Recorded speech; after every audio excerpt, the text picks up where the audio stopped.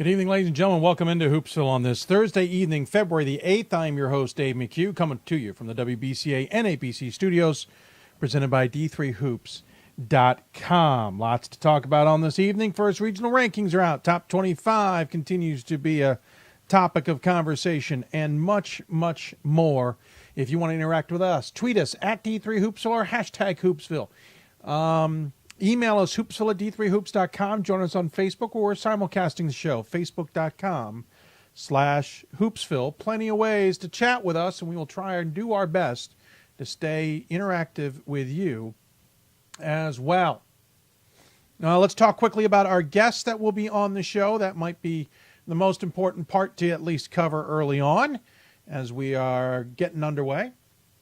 We'll hear from a lot of top 10, top 25 teams tonight. We'll hear from Ryan Gould, number 7 out of Trine women's basketball. We'll also hear from Michelle Ferencz, number 5 Whitman women's basketball coach.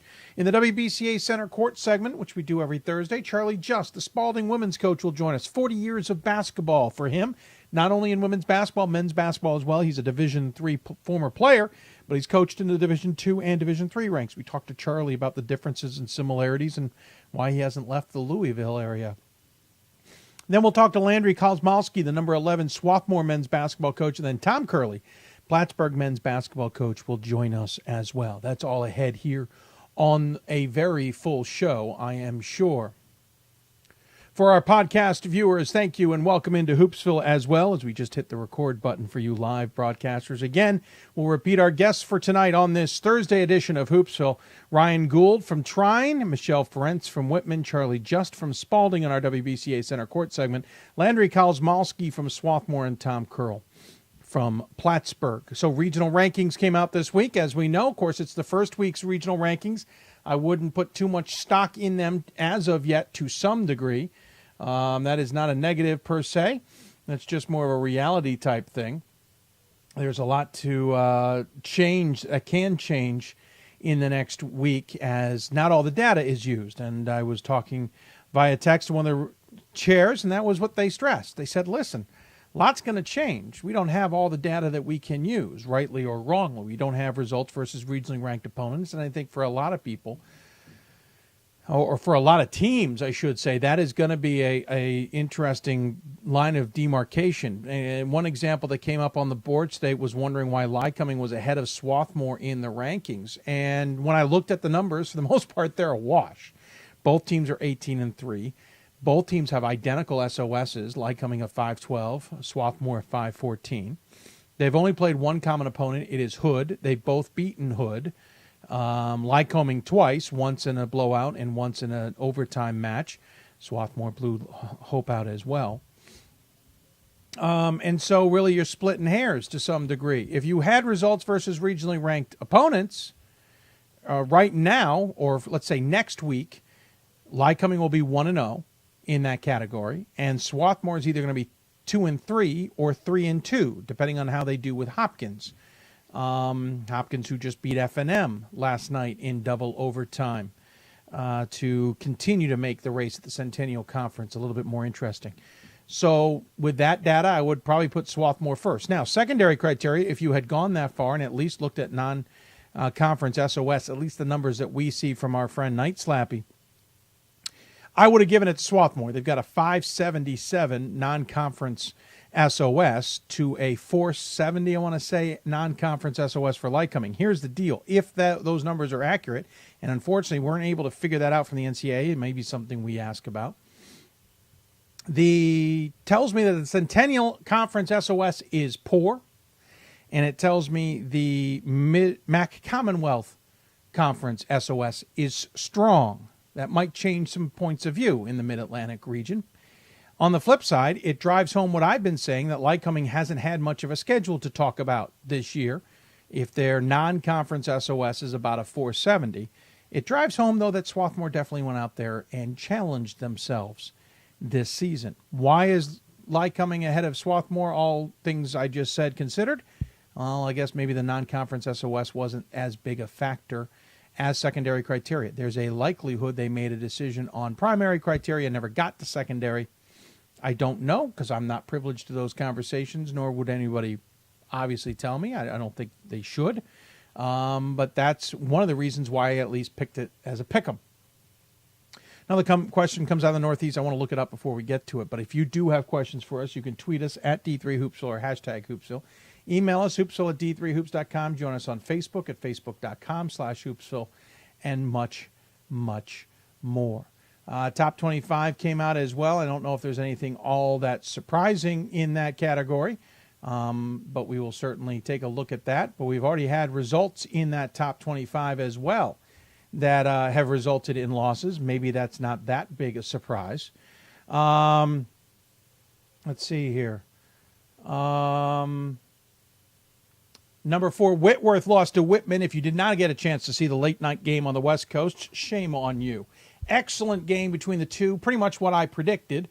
And I mean that in the sense that when Whitman beat Whitworth at Whitman, I had a feeling that Whitman would not have as easy a time of it, especially in the second half against Whitworth at Whitworth. And that was the case. Came down to the end, jokingly said off air with the colleagues that it was going to be the first 1 to 100 that would end up being the winner. And it was, as Whitman won 100-99.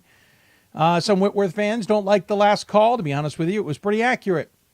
Sending Howell to the line to shoot for 2. Wouldn't say the officiating was tremendous, but some of the broadcasters got in a bit of a rut criticizing the officials. I think a couple times they were such in a rut that when it was a good call, they couldn't admit it was a good call in particular, but that's just my 2 cents. Take it for what it is. Otherwise, I thought it was a really good game. Roach played very well for Whitworth. My only qualm with him is that he can't be the only answer for the Pirates. He scored nearly a little under half the points for Whitworth in the game. I think he finished something like 21 of 28 or something, 45 points. A couple times he took shots early in the shot clock while his team was running the offense. He seemed to be on his own mind, but that was only a handful of times. It did cause turnovers, but he also hit some big shots. Played some pretty good defense. He was called for the last foul. I'd argue it was either him or his teammate who came over to help. One of them was going to get called for something. Howell, good. He certainly hit a shot late that made a difference. Butler had a steal and a shot and a layup late that made a big difference. But Howell was, at the end of the game, basically putting himself in a world of hurt. And in my opinion, Whitworth kind of gave him an out by fouling him. I think the way he was headed, that was not going to be a made shot. And if it was, God bless him. Let him hit it. But he goes on line and hit both free throws, though, in a clutch situation to hit. So congratulations to him. It was an excellent game, certainly worth the battle. I've been slowly but surely moving Whitworth up my poll. Last week they were 16. I'll move them into my 10 to 15 range to be sure. I think they're a 10 to 15 range team. I think they've proven that. They do miss Leicester, though Leicester comes back next year. Both those teams are going to be pretty good next year.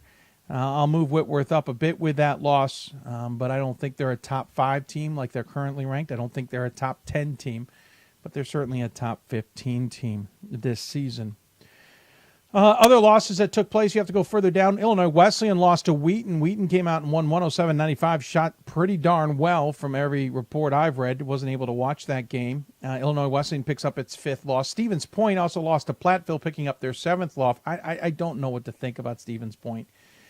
Listen, their defense is clearly in play because the Platteville game was 56-47, so clearly Stevens Point is winning games by defense. That's their 7th loss, though, at this point. At this point, they have won 68% of their games. I don't know if that's a top 25 worthy team, to be blunt. They're clearly doing well because they're tied for first place in the WIAC. That is not a knock at them. I just don't know what to make of it all. But Stevens Point will have Stout coming up this weekend. Whitewater also lost again. They're now 16-6, lost to Oshkosh. I've been working them down my ballot. They are currently 14th. I might just cut bait. They are now, I want to say, 4-4 or 3-4. So 4-4 in their last 8 or 3-4 in their last 7. I just punted Baldwin Wallace for the same thing. I will probably punt Whitewater. Frostburg lost to Hopkins, as we mentioned, 89-86. What makes that interesting is Hopkins now could end up being the number 1 seed if they get past Swarthmore this weekend. Hopkins, under a new head coach, is turning the Centennial on its head a little bit. Franklin Marshall has Washington College coming up this weekend. Those are in the top 25, so not a terrible lot of losses. Outside the top 25, Emory and Henry continues to slide. Lost to Guilford 79-64. I believe that's 3 straight. They're now 18-4. I'm a little bit worried there about the Wasps. A good team, but they seem to be losing ground here. They've got Randolph-Macon, a tough ODAC game coming up. They may lose control of the ODAC altogether. River Falls lost to Stout again. They're now 14-7. River Falls struggling. I would suspect the voters will stop voting for them. Ohio Wesleyan lost again. They're now 15-7. Ohio Wesleyan, as good as the Battling Bishops were at the D3Hoops.com Classic, and as good as they were up until that point, they are the polar opposite since. They are 15-7, losing to Hiram. They've got Worcester coming up on Saturday. They're going to have to win the AQ to get in at this point. I don't see any chance Ohio Wesleyan gets in otherwise. And those are your top 25 results for you on the men's side. On the women's side, actually some turnover there. A lot of discussion about who should be ranked and who shouldn't be on the Twitter sphere this week. A handful of losses. Number 14 Illinois Wesleyan also lost to Wheaton. That was a surprise. It's Illinois Wesleyan's third loss. Muhlenberg lost to Haverford. That's a huge win for Haverford in the Centennial race, 52-44. And Oshkosh lost to number 17 Whitewater, though that's a battle of 17 v. 18. So maybe not a surprise there, except for it was a 12-point spread. And the only other loss was in the receiving votes category. RIT lost to Ithaca, handing them their 4th loss of the season. But let's talk about regional rankings. First off, we know there was some glitch on the NCAA site. We have to kind of go through it in detail and let them know the details. But some of the in-region records were incorrect, but we can solve those. New Jersey City is number 1, Cabrini 2, Ramapo 3, Montclair State 4, Gwinnett Mercy 5, NCNJ 6. A little surprising in the Atlantic region, but there's a lot of losses in that region. I thought Cabrini would be number 1. I think the data sheet would tell you there that is probably an SOS conversation. New Jersey City has an outstanding SOS for a change, whereas Cabrini has an improved but not nearly as good SOS, if memory serves. I'm calling it up as we speak. Cabrini with a 533. That's about what they've been able to do of late, but a 566. That's a 2-game difference, and the .03 to 2 game there makes up the 2 losses. But I think a lot of change in that Atlantic region once the results versus regionally ranked opponents comes out. Central region, Wash U in the lead, no surprise there. Platteville 2, I'm not surprised by that, with Augustana 3. Maybe a little surprised by Augustana being in the 3rd slot. I think that's going to come down to an SOS conversation. Augustana with a 579, for example, whereas Illinois Wesleyan, who has split with them, has a 544. So I think that was a big reason that Augustana ended up 3rd. Stevens Point also because their SOS was 4th, Illinois Wesleyan 5, Oshkosh, River Falls, North Central. And half of them, I think, have lost already this week. In the East, Hobart 1, not that surprising. Plattsburgh State is 2. They've won 14 straight. Rochester at 13-7 is a little bit surprising. Again, it's going to be based on their SOS, and being in the UAA is helping Rochester. I just don't think Rochester stays in that slot. They do have a 568 SOS. I just don't think they'll stay. Cortland at 4, Brockport 5. At this point, we're down into the you got to win to get in category anyway. Lancaster Bible ranked at 8th at 18-4 might have surprised a few people. I think for Lancaster Bible, it came down to they at least have only 4 losses. Their SOS is still abysmal at 445. You got to improve your out-of-conference scheduling to be talked about, but the NEAC also does not help their own whatsoever. Great Lakes, Wittenberg 1, no surprise, they're undefeated. Worcester 2, John Carroll 3, Marietta, Ohio Northern, Baldwin Wallace. You could start splitting some hairs here. The difference is the HCAC is eating themselves, and as a result, they're not in a position to get more than 1 team in.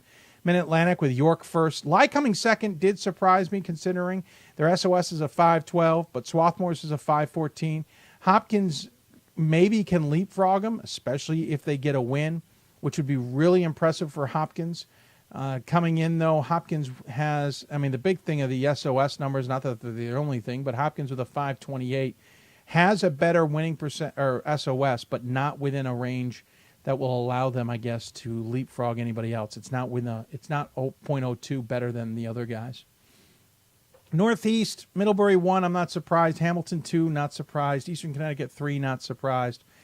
There's some conversation about Springfield being at 7. We got a question from somebody saying, hey, Springfield, why isn't Trinity ranked? They've got a similar record. So I'm doing this off the top.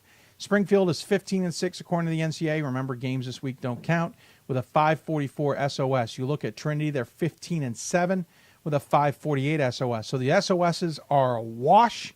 The records are equal, I would argue, if not similar. One extra loss for Trinity, and of course Springfield has their win. There may be some common opponents in there that I'm not factoring in. Trinity did beat Springfield, so you would think maybe Trinity would end up being ranked, and when Springfield is ranked as well. But maybe there's some other factors that I can't dive into just off the top of my head. South, I was a little surprised by. Randolph-Macon and Emory, and then Emory and Henry. Sul Ross State's coming in at 5th. That's an SOS conversation for Sul Ross State, to be blunt.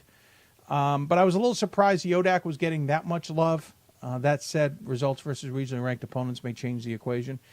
West is an obvious one. Whitman, no surprise, at 1. Whitworth at 2, then St. John's at 3. I would be curious, and looking at them now, what the SOS conversation with those teams is. For St. John's, the SOS for them is a 524. For Whitworth, it's a 511. So considering those two numbers there, I would have thought maybe St. John's goes up, but Whitworth has 2 more wins, and that very likely could be the factor. That said, St. John's has a game they didn't play against a Division III opponent. Those numbers could change. Whitworth now has picked up an extra loss, though so has St. John's. They picked it up before those rankings, to be honest. So that may flip, and of course, results versus regionally ranked opponents. Right now, Whitworth is at least 0-2. Maybe they have other results in there. I'm not positive. I think they played North Central, did they not? And they're currently ranked. So a lot of things going on the men's side. On the women's side, maybe some questions. I didn't see a lot. There was one that jumped out at me. I was surprised that Rochester had the edge on RIT, considering they're equal in numbers. RIT has the win over Rochester. I think that comes down, once again, to being a conversation about SOSs, and Rochester's going to have a pretty good SOS over RIT there. In no surprise in the West, not all that surprised in the South. Northeast was pretty obvious, in my opinion. Mass Dartmouth sitting 6th, I think, may change some conversations coming out of Mass Dartmouth. Their SOS numbers aren't as great as I think many wanted to expect. Scranton being on top of the Mid-Atlantic is no surprise. Haverford not being in there kind of surprised me, especially with a team like Albright. That may change, though, especially with Haverford now with a win over Muhlenberg this week to add to the resume. Great Lakes, Hope did surprise me. I was a little surprised by that, considering Trine has split with them and Trine sitting in 4th.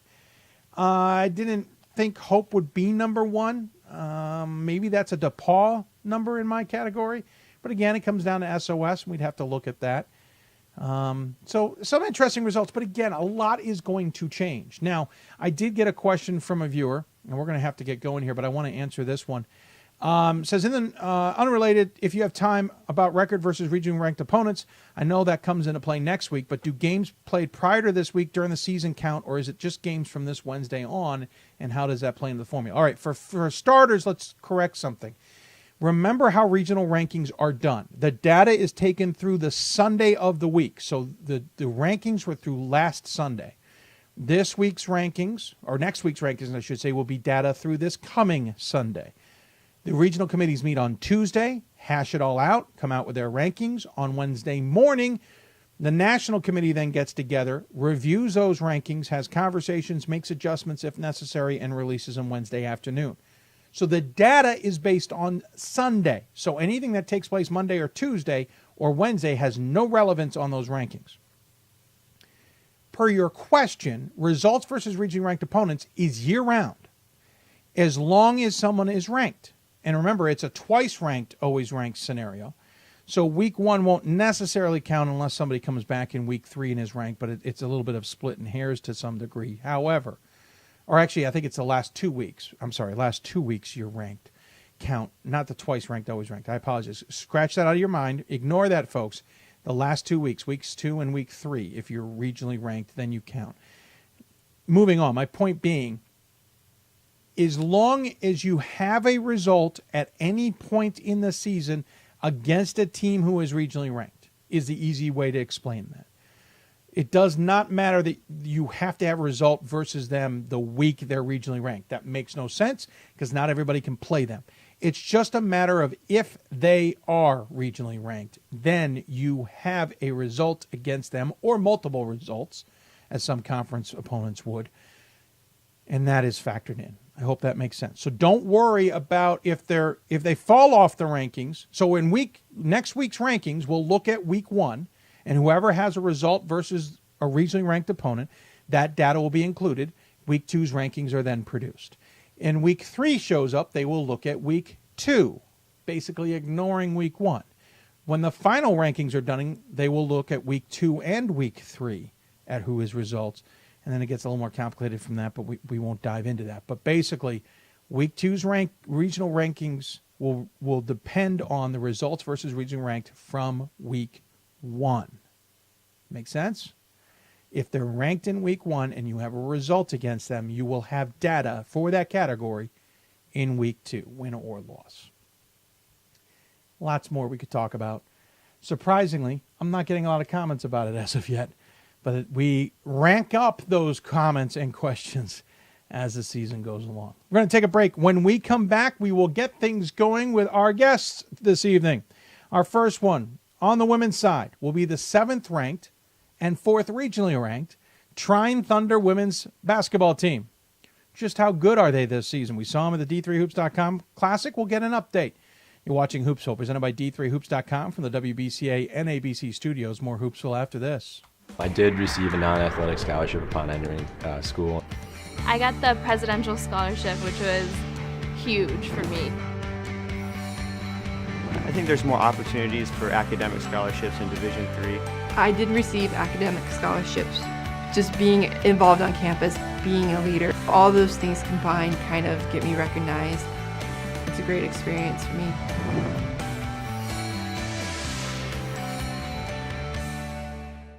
My name is Marcus Walker. I was All-State, won a state championship, a high school All-American, and played college and pro ball. I played because I love the game. I grind to be the best. I sweat because I put in work. I'm strong because I believe. When I want to bring it before game time, I come to the house that college basketball built, the CBE. No matter your skill, take it to another level. Elevate your game right here at the College Basketball Experience at Sprint Center. It's on us to stop sexual assault. In any way that we can. To get a friend home safe. To never blame the victim. It's on us. To stand up. To make our community safe for all. It's on us. It's on us to look out for each other at parties. It's on us. To be more than just a bystander. To step up and say something. It's on us, all of us. To stop sexual assault. Learn how and take the pledge at itsonus.org.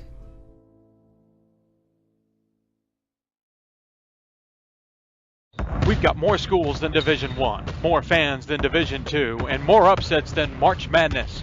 There's 800 programs with over 11,000 games leading to 2 national championships. And we've been covering it all for over a decade. From Eastern to Occidental, from Puget Sound to Piedmont, from Southwestern to the University of New England, and from Hope to Calvin. Nobody covers Division III basketball like we do. We're at D3Hoops.com at www.D3Hoops.com.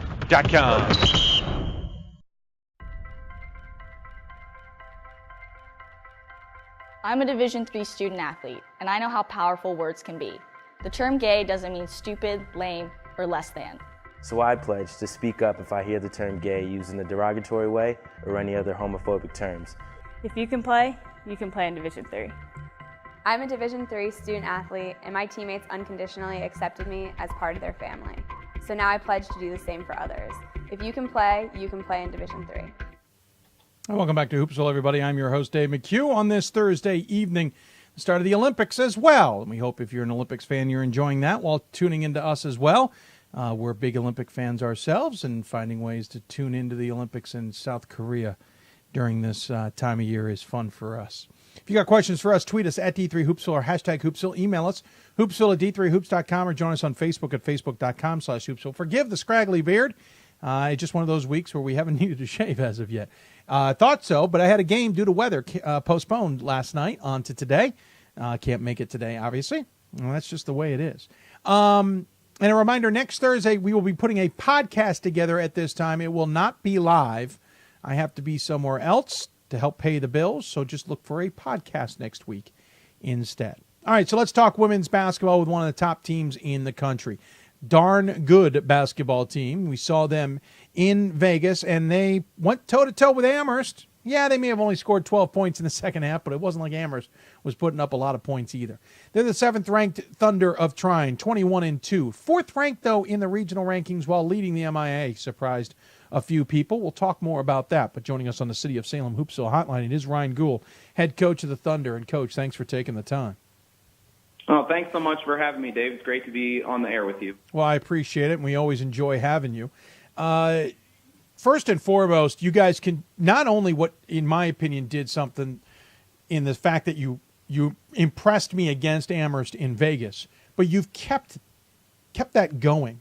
You lost the next one out against Hope. Sorry about that. But you revenged that loss against Hope just the other day on the 27th by 3. Interesting enough, you two split on each other's court, which is not the easiest thing to do. From your vantage point, is this the season you expected? Is it okay to have those two losses, as it were?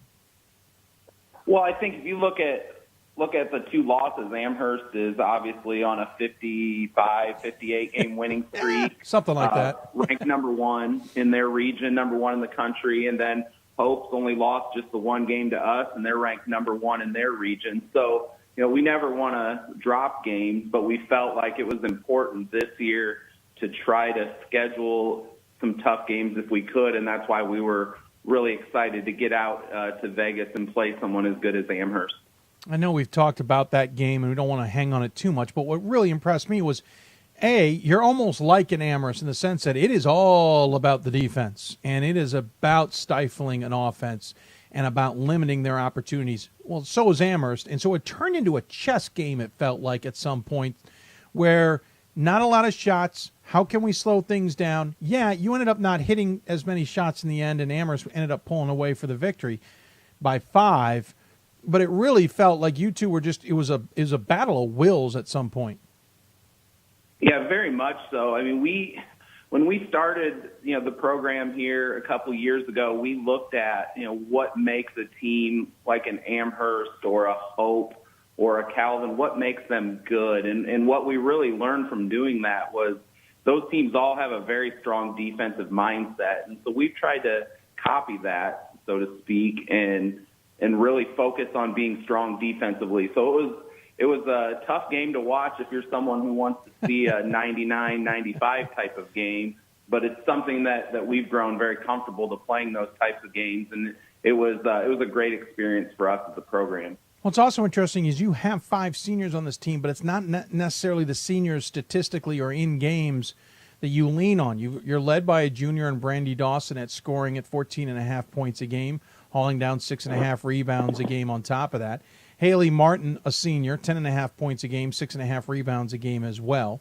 And then a sophomore in Katie Steers at 6 points, Montana Martin at 6 points, a junior, and Cassidy Williams, a junior, at 6 points. And by the way, 6 points with this team, that's double figures for everybody else. And they're both hauling in rebounds themselves, 3.3 assists a game for Cassidy, 2 assists a game for Katie. You definitely have a lot of options, and it's not the senior class necessarily. It is an interesting dynamic in that we've never had 5 seniors over the past 4 years. So it's exciting to have a large group like that. And some of them, maybe aren't playing as much, but they really set the culture and set the tone of our program. Jade Abens started the first 3 games of the season while Haley Martin was out with an injury. Kayla Freeman is another senior who started the last 5 games after our point guard went down with an injury for the rest of the season. And Kayla actually led us in scoring last night. And then Ashley Elliott has started on and off for us over the past couple years. And then Lucy Sayre is our other senior who is probably the best culture kid on our campus. So it's a senior class that takes a lot of pride in helping to build the program into what it is right now. And it's a group that, as the season starts winding down, we really realize the impact and how much we're going to miss that group. Well, and that group and having 5 seniors plus the underclassmen stepping up has resulted in a lot of depth for you. In more than 80% of the games, you're playing 12 players. Now, granted, defensively, the way you guys attack, you want to be deep to some degree, but you're being rewarded in that depth this year. Yeah, and it's shown a couple times where we've had players go down with injuries or illnesses or whatever may be the case. We've had other players who are ready to jump in and contribute right away, and I think that's been a benefit of us relying on them over the course of this season and last season. So when they do have a more advanced role, they're ready for it, and we've seen a lot of good results from that. And we take a lot of pride in our practices being competitive and rewarding as many kids with playing time as we're able. So, trick question: what aren't you doing well? We have not been, and you saw it a little bit out in Vegas, we have not been consistent on the offensive end like we need to be. Yeah. We've had some really good stretches and some really strong halves and a couple really strong games, but we have not been able to carry that over as often as I think we need to. And that's something we've spent a lot of time working on here the last couple weeks to try to find a little bit more of a flow on the offensive end, because that's going to be really important here down the stretch. You don't necessarily shoot incredibly well from outside the arc, below 30%. You don't shoot incredibly well from the free throw line, 67%, but then again, Amherst doesn't shoot very well from the free throw line either. It's almost seeming to be a commonality.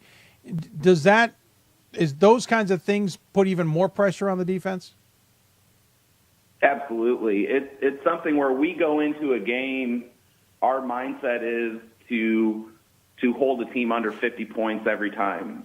We feel like if we can do that, then we can find enough offense to get us into the 50s and low 60s on a pretty consistent basis. We just can't afford, with the way we shoot the ball at times, to get into a lot of shootouts. Those games definitely do not favor us at all, and so it does put a little pressure, but it also puts a little extra focus. The girls know we have to put a lot of time into our scout. We have to put a lot of time into getting conditioning in during the week so that we are able to wear people down a little bit on the defensive end and make it difficult.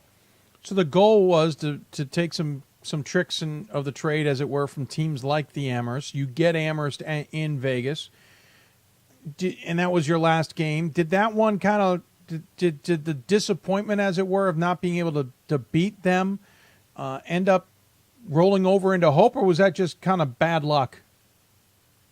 Well, I think there's a couple things. I think dropping that game against Amherst, while it's disappointing, I think in some ways it gave us a lot of encouragement as far as if we can go toe-to-toe and compete with a team like that, then we're capable of probably competing with anyone in the country that we would face. The downside is you got to turn around, fly home.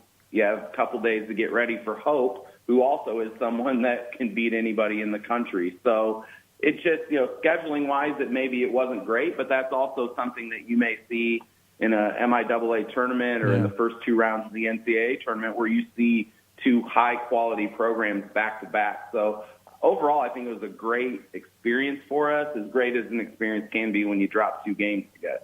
Sure. Another question about the offense-defense playoff, or playing off each other. The defense is good. We see that. You're doing a great job of stifling teams, but the offense isn't necessarily high-powered, and it's not going to necessarily go and blow anybody off the court. But does that almost play that double-edged sword that, well, as good as your defense is, you're still letting teams stay in games that maybe they shouldn't still be in? Yes, I think that's something that's really shown here in the last couple of weeks in conference play. We've had a couple games that we had chances to really separate ourselves in the first half, holding a team to maybe 15 or 16 points. But then we shoot the ball poorly or shoot from the free throw line poorly, and we go in, maybe at a 28-17 game where a team like Hope that game's probably 44-17. So I think it is something that, we recognize as a group. It's just something that has to play out. We just have to have someone knock in a couple shots early and release that tension a little bit. And the days that we do that, we're really fun to watch. 2 games left to go. Both will be at home. You've got a half-game lead currently on Hope. Albion and Calvin, not a factor at this point in time, but you would love to wrap things up and bring it through the very nice new facility that you guys have. But Albion and Kalamazoo at home, I know the focus is there, but what's the message to the team? Well, for us, Albion is 16-6, just coming off a really good win against Calvin. And they're a team we played 3 times last year. Yep. This will be our second time this year, so we're very familiar with each other. Coach Carden has a really good group. I think she right now starting 4 sophomores and a freshman. They're very talented. Their offense is the opposite of us. They can get into a really good flow and score easily. So we're going to have to put a lot of focus into that game Saturday. Play our best, and then thankfully for us, we have the bye next Wednesday, so we can get some kids some extra rest and then get ready for senior day and our final game of the season against Kalamazoo at home. So obviously a lot on the line, and as you know, if you want to compete to win the MIAA, that's a conference that is very, very, very difficult to win. I think last year we won it. It was the first year in 25 seasons that either Hope or Calvin didn't win the league. So a lot of pride in being in this position, but knowing we still have a lot of work to do to be able to get ourselves another piece of a conference championship. And finally, before we let you go, as I mentioned, brand new facility, MTI Center. A lot of people jealous, though we all joked in the MIAA, it's a decent gymnasium. I mean, Hope and Calvin have some pretty darn good ones themselves. But how hard is it to shift locations? You're now, your home court still feels, and it maybe not anymore, but at least early on, it didn't feel like the home court. It probably felt like a visitor's place for a while there before you got used to it. How hard is that to do mid-season? It was difficult at first. We flew back from Vegas and had a couple practices in before our first 2 home games.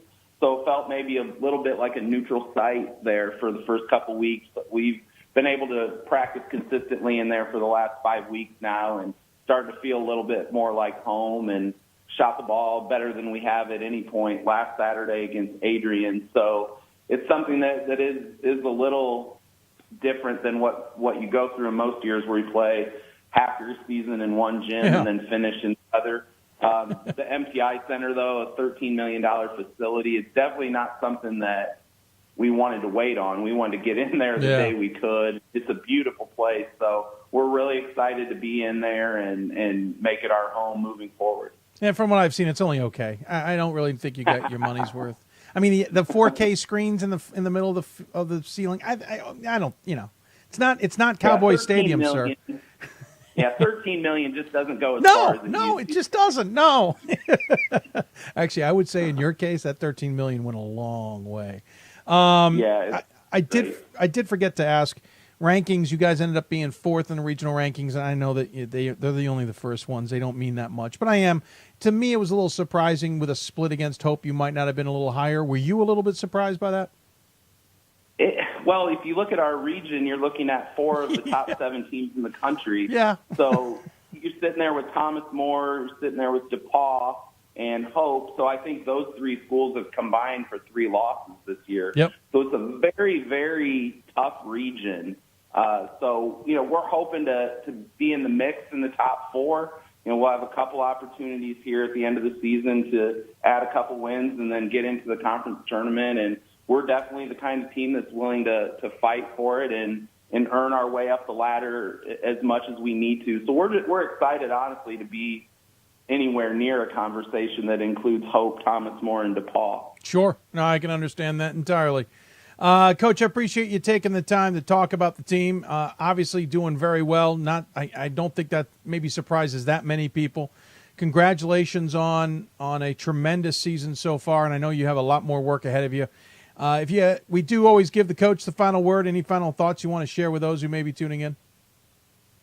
Well, just thanks to you again for having us on, be able to talk a little bit about the MIAA and Trine, and just for everything that all of you guys do to promote Division III basketball. And, we're coming to the most exciting month of the season, and I know we're very excited about it, as I'm sure all of you are at D3 Hoops. So thanks again for having us, and hopefully we'll talk again down the road. Absolutely, sir. Thank you very much. We'll talk soon. Take care of yourself. Thanks, Coach. Or thanks, sir. I appreciate it. Ryan Gould joining us on the City of Salem Hoopsville hotline. Again, Trine, just 2 losses, one of them to Hope and one of them to Amherst. That's not too bad. 7th ranked in the country, 21-2, 13-1 in the conference. By the way, they would have had a 1.5 game lead on Hope. Did you see the finish last night? Pretty spectacular, to say the least. Bear with me. I want to get something off the screen. There we go. If you didn't get a chance to see this, this is how this game finished yesterday between Hope and Calvin. It came down to the end. 1.4 seconds left. It's at Calvin, coming out of a timeout. Hope is inbounding the play, and here is what happened next.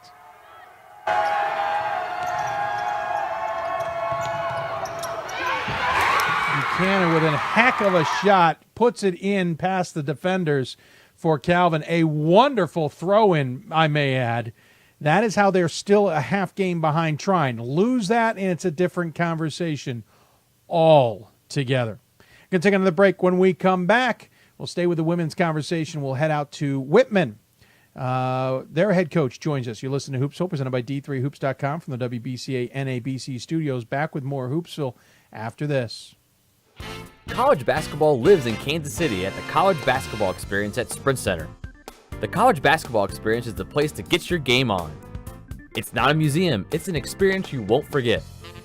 Discover the history of the game in the National Collegiate Basketball Hall of Fame, featuring the Gallery of Honor, Mentor's Circle, and Honor Theater. Suit up in the latest CBE logoed Nike gear at the CBE Hoop Shop. Elevate your game today and visit the house that college basketball built. For the love of the game. But for those of us who are Division III student athletes, it's more than that. A lot more. Sure, the game is important, but as we work so hard to build both mind and body, it's more about team. That is why NCAA Division III teamed up with Special Olympics, and in giving the gift of sport to those for whom it seemed an impossible dream, we are working to make this a better world. Help us keep that dream alive. You can make a difference. This is why we love sports. It's in the way they play, free from the pressures and all the money talk. Playing for simply the love of the game, where everyone has a shot at their definition of success on and off the field. This is what we love about sports, and what we can still love about college sports.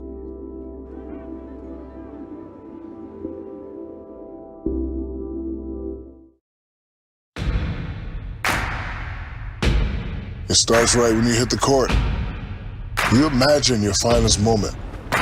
The game-winning shot that gets you to the dance. A monster dunk or no-look pass, and cutting down the net. Sports lets us dream of our own success and prepare us for our finest moments on and off the court.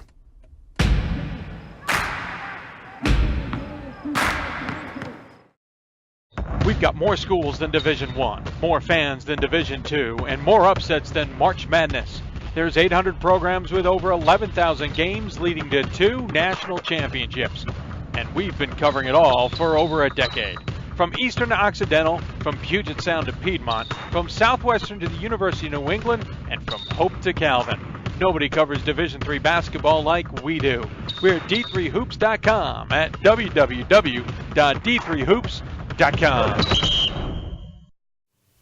And welcome back to Hoopsville, everybody. Hope you're enjoying this Thursday evening show. If you got questions for us, tweet us at D3Hoopsville or hashtag Hoopsville. Email us hoopsville at d3hoops.com. Join us on Facebook at facebook.com/Hoopsville, where we're simulcasting the show as well. I know Dane McHugh has been watching. I know Ted Stone, Lou Monaco, and some others have been watching the program. We appreciate you taking the time to do it. All right, so we're jumping out to the Northwest Conference. And, yes, the Whitman-Whitworth men's basketball game was pretty darn spectacular on Tuesday evening. But the other game that no one was really maybe paying attention to at the same time was the women's game, where once again Whitman is in control of the conference after they beat Whitworth 83-49. They now have a 2-game lead on George Fox. Willamette, Lewis, and Clark are just following along, and then Puget Sound. We've been used to the Northwest Conference being a tighter race than this, but it's just one of those years, and Whitman is certainly taking advantage of it. Joining us on the City of Salem Hoopsville hotline, the head coach of the aforementioned Blues, it is Michelle Ferencz. Coach, thanks for taking the time. Dave, how are you? I am well. I hear it is a beautiful weather up there in Walla Walla. Yeah, we are. You guys are having all our winter for us. It's gorgeous out here. You should come visit. I'm telling you. I know. No, you're right. I've gotten to Portland, and I do know it's a beautiful area. I need to make an actual trip out there to see some hoops. I would argue we're not getting much of a winter here. It's all been ice. I love snow, but there's people in Minnesota, Wisconsin, Michigan, Illinois, and the rest of the Great Lakes right now who are just glaring at me. I think they're about to get hammered with a blizzard tonight. So I'll take what I have. I hear you. Yeah, I didn't know what to make of this conference at the beginning of the season. I know there was a coaching change at Puget Sound, thought they might still be competitive. They're about 500. We knew George Fox would take, in their version, a step back. They're still 18-3. 21-1 for you guys, undefeated in conference at 13-0. Is this what you expected? Did you guys think you'd have a 2-game lead and pretty much ready to wrap up this conference at this point in February? I don't know, what we thought. We had a nice core of kids coming back. Obviously we lost 2 very important players last year, and we were a team that was definitely on the rise last year. Yeah. And the conference was, it was just a battle all the way through. And so, we just got better, and our seniors played really well. And so I think our returners are building on that, that momentum and the confidence they gained from playing so well at the end of the year. And, we're still young. I think that, the conference is kind of an interesting, it's interesting because it's tough. I mean, it's still the Northwest Conference, the travel, the back-to-back nights, even it's crazy. There's nights matchups. We have Fox on Saturday and at their place. It'll be a tough one, and and then we're right now at we're 3 out of 4 of our really long road trips. So so Fox will be the end of it, and then we get to be home next weekend to finish things up, and then into the conference tournament. But it's I think we felt like it was going to be us. We'd be in the mix. And our seniors have played really well again. That's what you want. You want your seniors to step up and lead. And then we've gotten great contributions from some of our younger kids. We're still pretty young, a lot of sophomores, a lot of freshmen, so that are contributing, and that's been key. So, and Fox the same way. We got a couple upperclassmen, but they're relying on a lot of sophomores too. So. It's not always pretty when we match up. Let's put it that way. So it's not always pretty, but but the kids are playing pretty hard, and I think both teams have gotten a lot better. Yeah, and as you said, with underclassmen, who knows what next year brings. But that's what's scary about it, is you have all these underclassmen who are once again contributing to a squad that is senior laden. It just tells everybody we're not going away. Yeah, I hope not. I mean, that's what you want, is you want your younger players to build off of what your seniors, do. And, we missed, Lisa and Chelsea were a big part of our program last year, and they just played awesome all season. And, we're different without them, but, we've had some kids really step up. And, obviously Casey Post played really well. And, but we also had the opportunity, Casey missed our first 3 games of the season. Yeah. And so, we had to go on the road for 3 games without her. And so we had some other players have to really step up and get through some games. So a couple West Region games, which I was, I think the conference wouldn't have been real excited if I dropped those. So, it was till Casey, I go, you and I are not going to be very well liked. But anyway, so it's been an interesting season, but I have a lot of fun. They just keep getting better, and that's the joy of doing what we do. So is watching their growth. So. And that's half of what I know coaches tell me is the most exciting part for you, and I get that. Mm-hmm. When you look at what you've got accomplished so far, you're 21-1. Your one loss is out of division against Eastern Oregon to start the season. You also have a handful of other non-Division III games, so it kind of gets hard for, as we've talked about, hard for all of us to truly gauge. But you've got to win over Trinity, Texas. Wasn't really all that close. On the road in Texas, and you've been in control of this conference, having at least beaten George Fox once now with the return trip coming up. This is got a lot of nice little things to it that you can build upon. Oh, definitely, and the confidence builds, and I think our players, we saw this stretch, these 4 games, 8 days and 4 games all on the road, and none of them close, because nothing's close out here. No. And but the drive's nice. That as, yeah, it is. It's a pretty drive, but it's a long drive. Right. We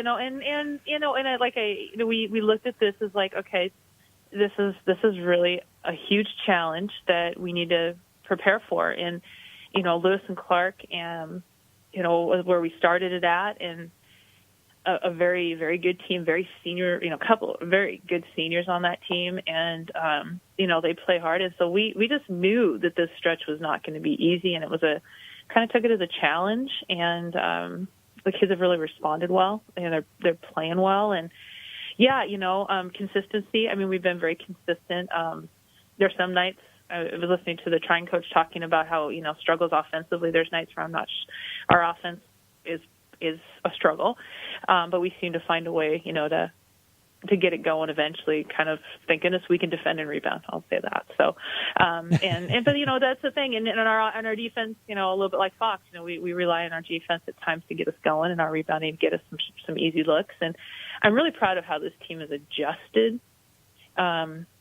I think we've been a really good second half team. We've come out of the locker room and made adjustments, and been a better team in the second. That was really key at Trinity.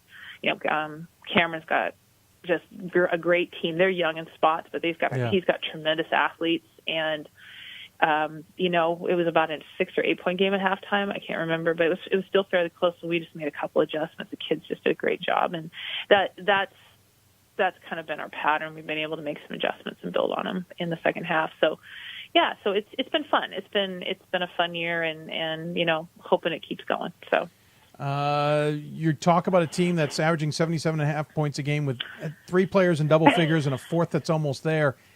I mean, again, you got choices. Casey Poe, 17 points a game. McHugh Stone, 13, 10 plus for Emily Rommel. You've got choices, and that makes it tough defensively. It really does. And, and last weekend, and Megan Martin off the bench has just been incredibly consistent. Got a great lift of our guard play last weekend at Lewis and Clark and Pacific. They kind of clamped down on our post players, which, I would too. I mean, they're putting up the points. And our guards, Maddie Burdett and Kaylin Shamsladine and Taylor Chambers, including Casey, Sierra McGarity, they just really kind of took up the slack and showed that they can score too. So, that's what we have. But I mean, that's how we have to be. Yeah. I mean, you have to be that way. You're not, if you want to compete at the national level, if we can get out of the Northwest Conference, you've got to be versatile. And obviously, Casey's having a great senior year, and she's a great player. But so, Emily and Sierra, my other 2 seniors, have been just incredibly solid. McHugh just keeps getting better. Megan's played well. I mean, that's the thing is, we do have some weapons that if one person's having a night off or an off night, then it seems like somebody else is really ready to pick the slack up. So, but that's what you need if you want to win championships. So. Of course, the men's team, they're not doing too shabby themselves. Number 1 in the country and undefeated themselves, and a heck of a game against Whitworth, as we talked about. The one thing I thought about today, and I've been sitting here trying, I can't remember where the heck the darn information is for me. One of you is going to be able to host the NCAA tournament if all things stayed equal. One of you is going to have to go somewhere else. I don't remember who it is this year. It's just one of those mind blanks right now. I usually have that memorized, but it alternates. That's one of those unfortunate situations. When do you even start broaching that topic as either one of you two as coaches and teams to start getting your teams prepared for one of you hitting the road? To be honest, I don't even think about it because it's above my pay grade. I mean, it is. I mean, it's one of those things. I mean, last year we went on the road and packed our bags and missed. Yeah. You know, that's we why were I think you're home this time. Yeah, you know, and we went to UPS. You know, 1, 2, 3 consecutive weekends or Fox. I mean, it was just ridiculous. Yeah. You know, and we were just then we ended up at St. Thomas, and you know, we don't even talk about it. We don't talk about it with the players. We don't talk about it as a coaching staff. At some point in time, I'm sure my athletic director will say something, but you know, at this point, I guess, you know, for the college, it's a great problem to have. Yeah.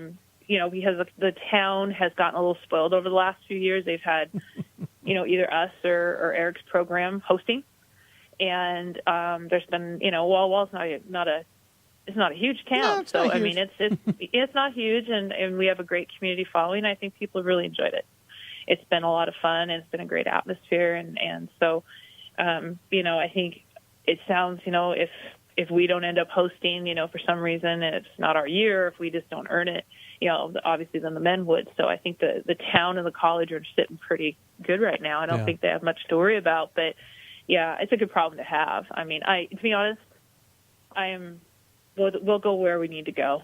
Well, in hindsight, I now remember the men hosted last year, so you will have the first rights to that this year in the first weekend, and it will flip in the second. So Eric's going to have to take his team on the road most likely. But I just know that is one of those things that's eventually dealt with because you're both playing so well. You're both going to be in a position to host at this point. And I know you guys would both love to be hosting that second weekend as well. You've got 3 games left. George Fox, obviously the big one coming up here on Saturday, and then you got a week and you take on Willamette and Linfield at home. As you said, you'll get to close at home. Is there a specific message you're driving home to the team at this point? Yeah, you know, we talked a lot about, you know, as you go through a season, there's been a lot of challenges. We've played really well in big games. We've not even in the games we haven't played very well. We found ways to win, and you know, Fox is always tough. It's a great environment, but it's the kind of environment you got to win games in if you want to get to the goal. And this team wants to win games in the NCAA tournament, so they want to get back to the Final Four, and that's what they've put out there. And so now, you know, we're focused on the fact, okay, this is the fun time. This is winning time. You know, this is the time you've really worked hard for, and you've done a lot of the right things, and now you go for it. You go win games. You can't worry about losing. You go win games because there is no tomorrow if you start thinking about losing. And so that's kind of what we've been talking to our team about, and they've been great. I mean, they've been really focused, and you know, we'll have to play well on Saturday to beat Fox at Fox. We know that, and so and then we have Willamette and Linfield. Willamette is probably the best Willamette team we've played against ever in my tenure here. I mean, they're really good, and so you know, on a senior weekend in Linfield, we had a tough time with Linfield. They've got some size, and we didn't play very well at their place, but you know, they did some things to make us not play well. So we still have challenges ahead. And the good thing about the Northwest Conference is, you know, if you win games in the Northwest Conference, you can win games, period, because, you know, there are no nights off, and this year hasn't been any different. So, and our kids are used to that. So, well, I'm, as always, impressed, and it's getting to the point where my question every year is, okay, it's not a matter of when, it's a matter of where do I interview Eric and where do I interview Michelle.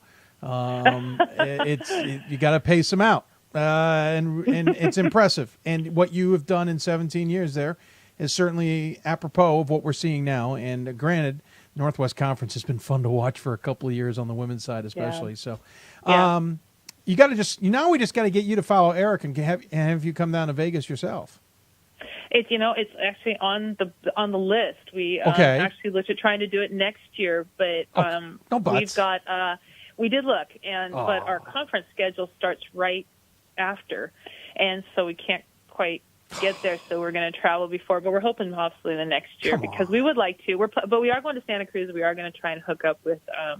It sounds like Todd's got some teams from the East Coast coming out, possibly Williams. So we're going to do that before. But yeah, so get a NESCAC matchup or two, and that's what you need. You need those. Yeah. I mean, I agree with what the coach from Trine was saying. Is you need to travel. I mean, that's part of the reason we wanted to go to Trinity. You know, we had no idea when we scheduled Trinity that Trinity, you know, we would see Trinity to a tournament in the, you know, in the round of 16. Yeah. Oh, by the way. You know, oh, by the way, hey, we'll be at your place again. But I mean, Cam he's got a great program. Does a great job. And those are games on the road against good teams that, you know, you build from. And so, and, you know, in our problem, our struggle is just trying to afford to do as much as we would like to do, because we end up having to fill our schedule with, you know, the NAIs that are around here. So we just can't afford to do a complete D3 schedule because of our location. But, you know, we do, Eastern Oregon is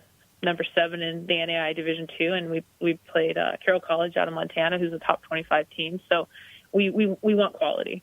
I mean, that's, you know, that's what we got, you know, in our games. So even though they don't count necessarily in strength of schedule, they helped us get better. We got to talk to Eric about he's got an all D3 schedule. We got to figure this out for you. We can do it for you. We can do it. You know, I know. Well, you know, you talk to my AD when he you know, and ask him, because we just haven't been able to get it done, and but we're trying. I'll make a trip to the Northwest for games if you get me. If I show up, you got to get me a meeting with the AD, and we will make this work. Yeah. Because I've got all the power, clearly, Coach. I can solve this problem. Yeah, well, you know, I'll go for it, and we would love to get down to your we'd love to have you. Tournament. We would love to have you. It's on the radar. It's on the radar. So, and, you know, it's always a good excuse to go to Vegas. That's true. That's true. And Eric has shown it can be a pretty good thing too. Yeah. Well, thanks for taking the time. Always love chatting with you. I have a feeling, just a suspicion that we'll be talking to you down the road. Yeah, exactly right. But as always, we give the coach the final word. Any final thoughts you want to share with those who may be tuning in? You know, not really. I mean, it's just I'm excited. This is the best time of year, and you know, it really is. And it's what you work for, and it's what your kids have been working for, and you know, we're all about just going out and making the most of it. But we're looking forward to the tournament time. Our team is they definitely like the big games, and I think they're excited to get to this part of the season and have what's ahead. So I'm hoping always, you know, you just hope you make the most of it. Sure. That's all you can ask. So, but I hope we do talk again soon, Dave, because that means I'm still playing. So. That's true. That's true. That means the season's not over. That's goals, right? Exactly. And I get them. Yeah. I get it. I totally get it. Well, enjoy your 60-degree weather in Walla Walla. Enjoy the rest of the season, and we will talk to you soon. Great. Well, thanks, Dave. It's always great to talk to you. Well, thank you. Appreciate it. Take care. Take care. Michelle Ferencz joining us on the City of Salem Hoopsville Hotline. Again, they are undefeated in Division III, 21-1 overall, 13-0 in conference play. George Fox on the road coming up Saturday, then at home the following weekend against Willamette and Linfield. We'll see how they finish off the season and how the Northwest Conference race, or the tournament, wraps up from there. Going to take another break. When we come back, Spalding's women's basketball coach, he used to be also a men's basketball coach, will join us in the WBCA Center Court. You're listening to Hoopsville, presented by D3Hoops.com from the WBCA NABC Studios. More Hoopsville after this. I'm a Division III student athlete, and I know how powerful words can be. The term gay doesn't mean stupid, lame, or less than. So I pledge to speak up if I hear the term gay used in a derogatory way or any other homophobic terms. If you can play in Division III. I'm a Division III student athlete, and my teammates unconditionally accepted me as part of their family. So now I pledge to do the same for others. If you can play in Division III. I used to never really talk, ever. I was afraid if I said something wrong, everyone would laugh at me. But then I started to play golf with Special Olympics. It helped me to find my voice. And now everyone else is speechless. We've got more schools than Division I, more fans than Division II, and more upsets than March Madness. There's 800 programs with over 11,000 games leading to 2 national championships. And we've been covering it all for over a decade. From Eastern to Occidental, from Puget Sound to Piedmont, from Southwestern to the University of New England, and from Hope to Calvin. Nobody covers Division III basketball like we do. We're at D3Hoops.com at www.D3Hoops.com. Division III allows you to give yourself to other things. Having that free time allows me to pursue the things that I want to pursue. Division III athletics affords students the opportunity to, engage in the other interests in their campus and in their lives outside of that sport. It allows you to just be able to do everything you want to do. I wouldn't change it for the world.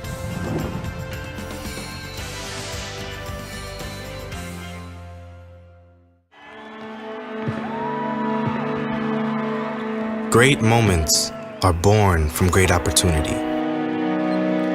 That's what you have here tonight. That's what you've earned here tonight. This is your time. Now go out there and take it.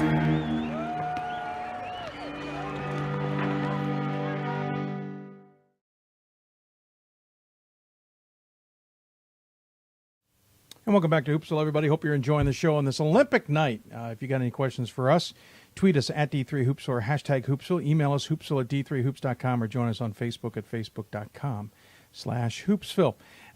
Great talking to Michelle Ferentz. Appreciate her taking the time to do that. Speaking of women's basketball, every Thursday we have the WBCA Center Court segment. This week, a little bit of a different segment, as it were. We got a chance to talk to a coach who may not be completely successful in the sense of a Michelle Ferentz or a GP Gromacki or the like, but the person is still rather involved, been involved in Division III basketball to a lot, but at the same time has been successful in their conference. 40 years, the head coach of Spalding, Coach Just, has been involved, and to say the least, he has been busy. And they've gotten to NCAA tournaments themselves, and they've won SLIAC championships. Sometimes it's just a different vantage point. He's also been in coaching for 40 years in Division II, Division III, men's and women's. His story is fascinating, and we talked earlier today. Now joining us on the City of Salem Hoopsville hotline, it's the head coach of Spalding. It is Charlie Just. And, Coach, thanks for taking the time. My pleasure. Happy to be here. So 40 years of coaching, for anybody, that's a significant amount of time. For yourself, it's been maybe a road less traveled to some degree, but also a very windy road. You're here at Spalding. You've been here for a little bit of time. You've got to be kind of happy where you've settled to some degree. Well, it's been an unusual situation for me personally because all 40 years have been in the city of Louisville. Yeah. And, I've had two different stints at high schools. I coached at Bellarmine University for 18 years, and I'm currently in my 13th year at Spalding. So pretty special to be able to spend those 40 years in your hometown. I was going to say, that's a very unique road, not to mention the fact you started in Division II with women, you then went into men, you went back to high school, you went to Division III. That enough is an interesting road. But the fact you haven't left the Louisville area certainly makes it a little bit more unique. Is that just a decision that you made that you didn't want to leave that region, or is it one of those that the jobs just happened to work and you liked the area and there wasn't any reason to necessarily leave? Well, Louisville is my hometown. I went to college at Ohio Northern University, but I'm originally from Louisville. I love the city. I've got a big family there, and when I first got out of Ohio Northern, I went back, and my first 7 years of coaching was at a girls' Catholic high school, Mercy Academy. Mm-hmm. And then from there took the Bellarmine job for 18 years. And I really enjoy where I'm at. If I could not have stayed in Louisville, I may have given up coaching at that point and done something else. Basically, Ohio Northern was as far as you were going to go. Yeah, and I had a great experience up there. But was really excited to get back home and to have the opportunity to coach there was, that was a blessing.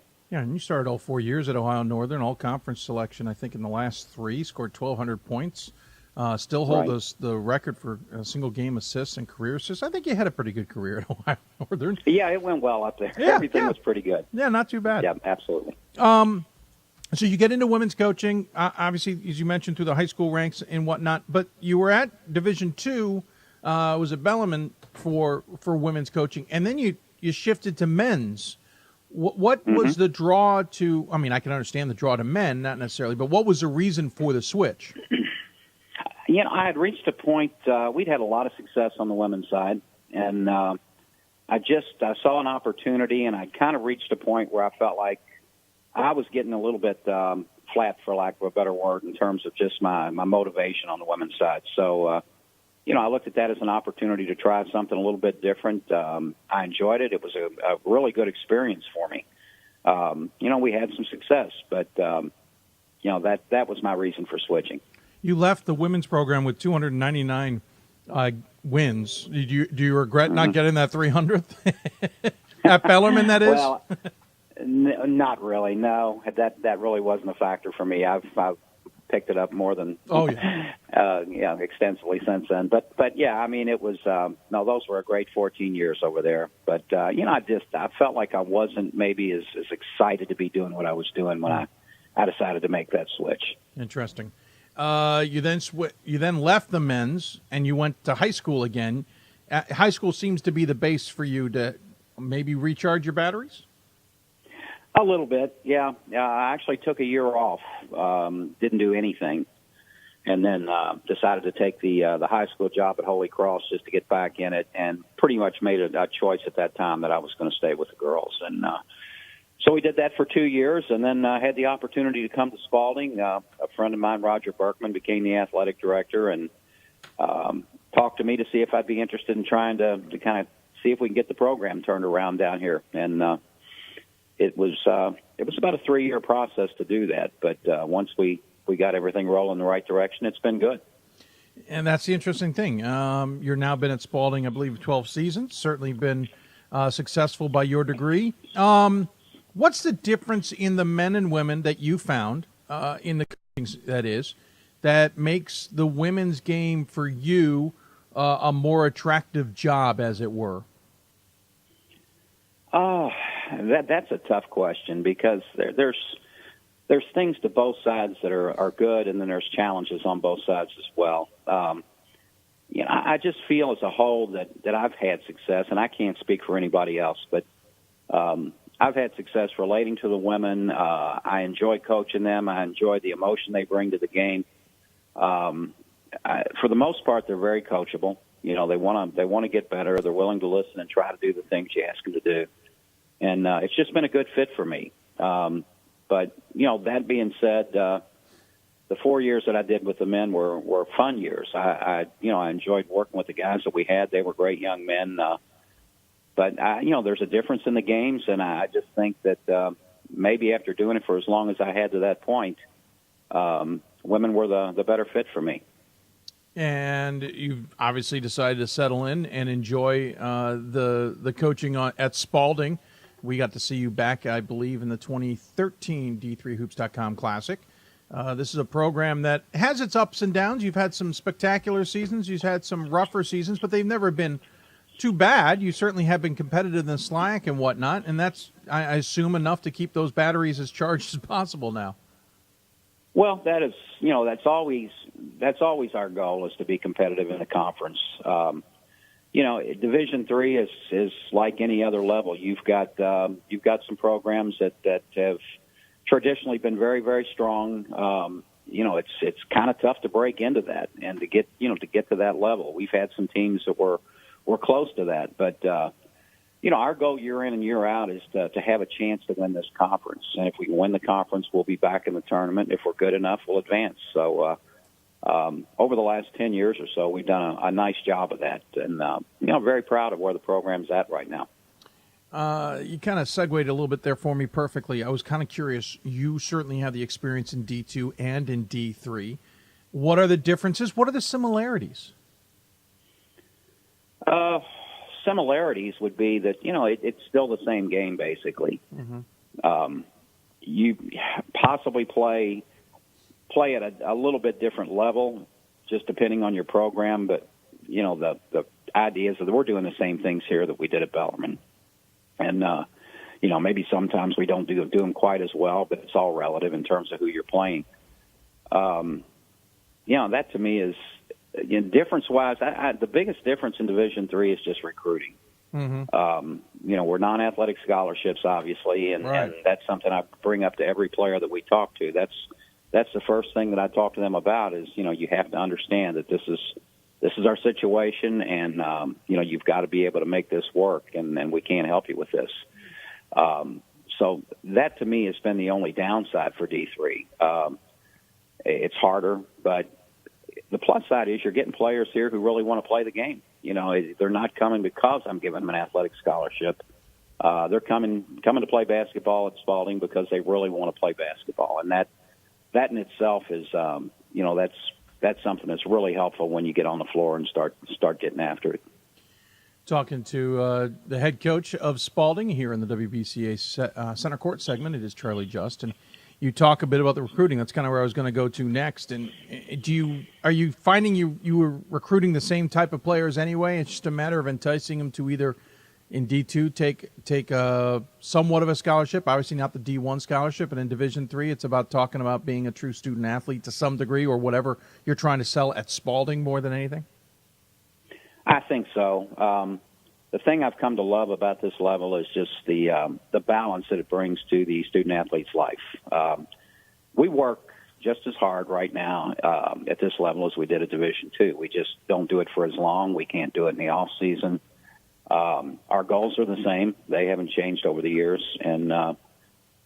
But I do think our students have more time to do the things they need to do academically. I think they can have a life outside of basketball. And for a lot of these young ladies coming out of high school, that's very appealing.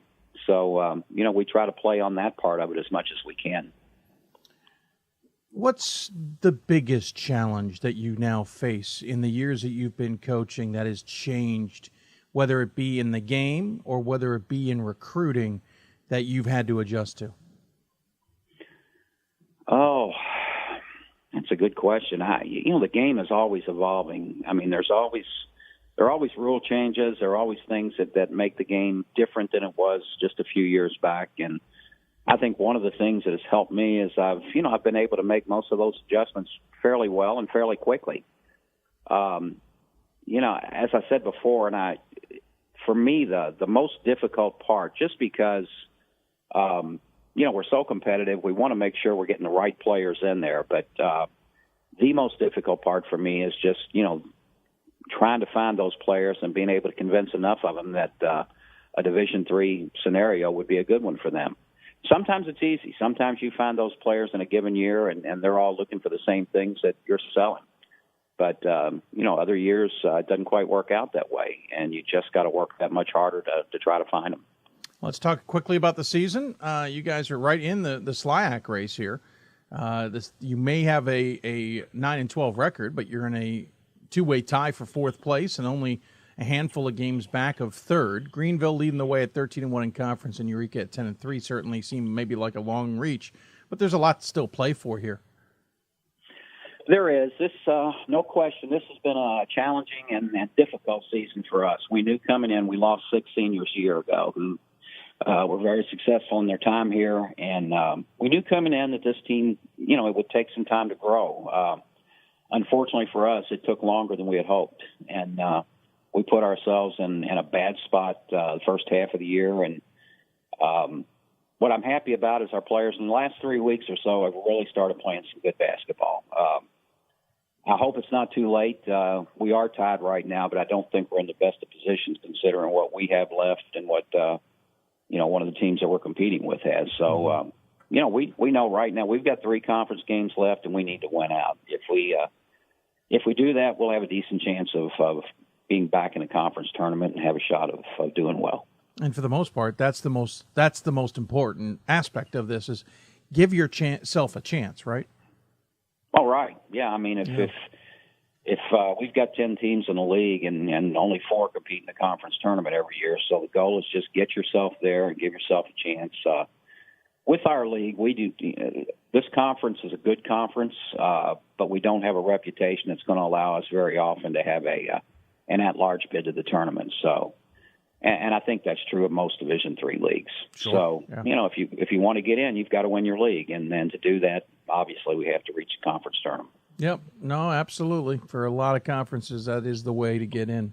Coach, appreciate taking time to talk about your evolution, as it were, through coaching and on the women's side of things, especially, and the different aspects of it. Fascinating to always hear those things. We always take time to chat with the coach and ask questions at the end of it that we ask a lot of our coaches. The only difference is, not that you would know, but we're going to trim down our usual 8 or 9 questions to a handful. But this isn't that complicated, but are you willing to have a little fun with us?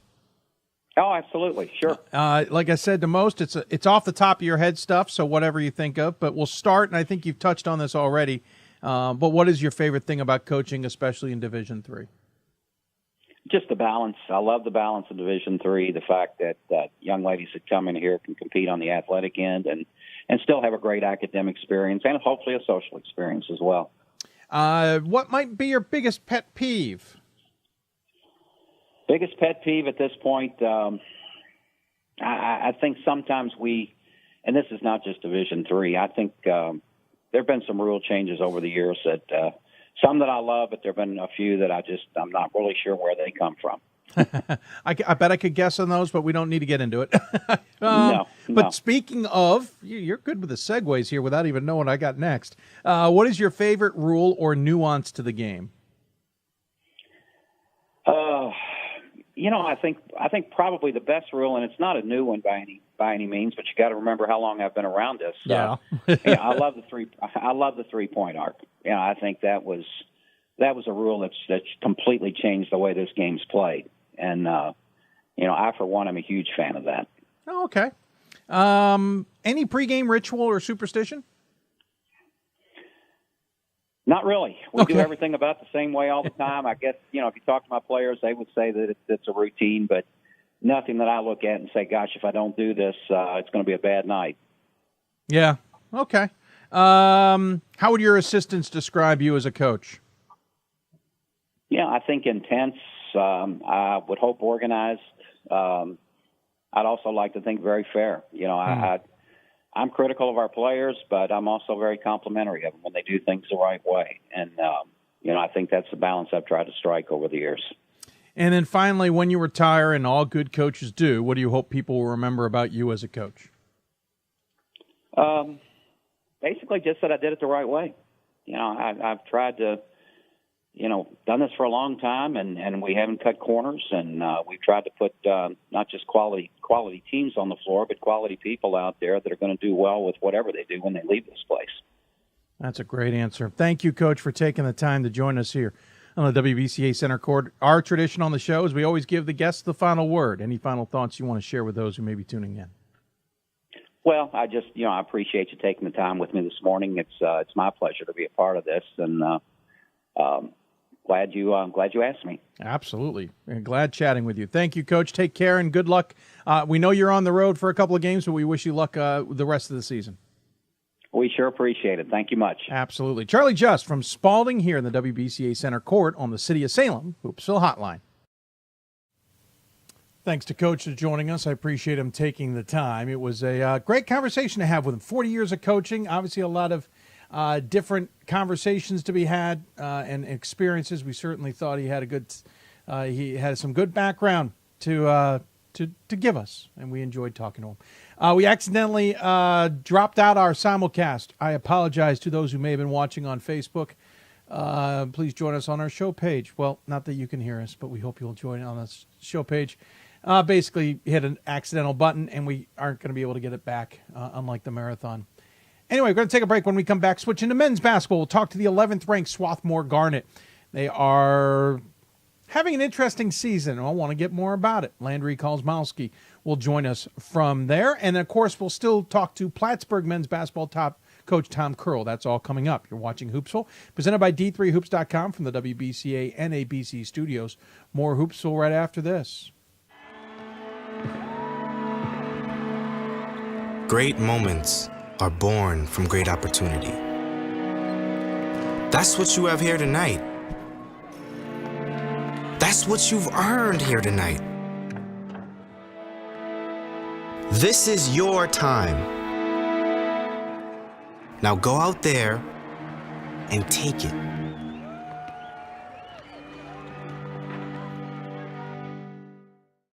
My name is Marcus Walker. I was All-State, won a state championship, a high school All-American, and played college and pro ball. I played because I love the game. I grind to be the best. I sweat because I put in work. I'm strong because I believe. When I want to bring it before game time, I come to the house that college basketball built, the CBE. No matter your skill, take it to another level. Elevate your game right here at the College Basketball Experience at Sprint Center. Something I discovered in myself is that if I have a goal, I can accomplish it. It's a well-rounded experience. At a Division III school, you primarily a student athlete, so the school is really shaped around you developing yourself as a complete individual. It helps a lot that you have a family with your team that can guide you.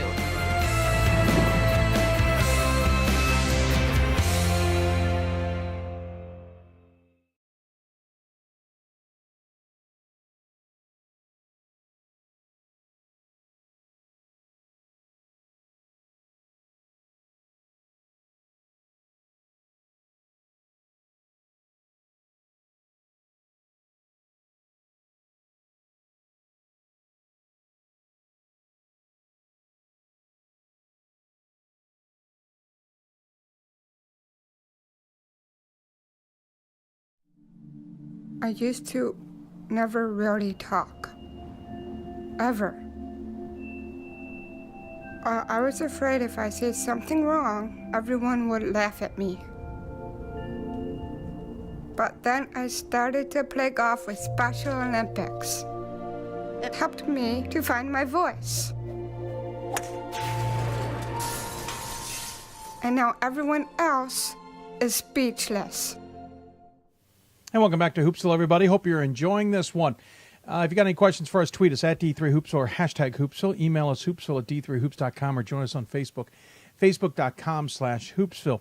There is news in the Centennial Conference that we will get to at the end of the broadcast. There's also a lot of games going on today, and I kind of talking about the Centennial Conference reminding me of that fact. We'll check on scores from around the country, including those top 25 in action. For example, last I checked, MIT and Coast Guard are having a bit of a battle in the men's basketball side, and Muhlenberg on the women's side has a bit of a battle with Gettysburg, which I don't think would surprise that many people. But we'll cover that all in a bit. But first, let's go back to the Hoopsville hotline. And in the Centennial Conference in men's basketball action, it's been an interesting season. Swarthmore came back, certainly strong as we expected. Franklin and Marshall having a strong season as we expected. Hopkins has rebounded under a brand new head coach in Josh Leffler. And the standings find Swarthmore with a game lead on F&M and Hopkins comes to Swarthmore. I think they come. No, they go to Hopkins, actually, coming up on Saturday. It's a big game. What does it all mean? Well, that's why we have this show. Joining us on the City of Salem Hoopsville hotline, it's a head coach of the 11th ranked Swarthmore Garnet. It is Landry Kozmowski. Coach, thanks for taking the time. Yeah, thanks for having me, Dave.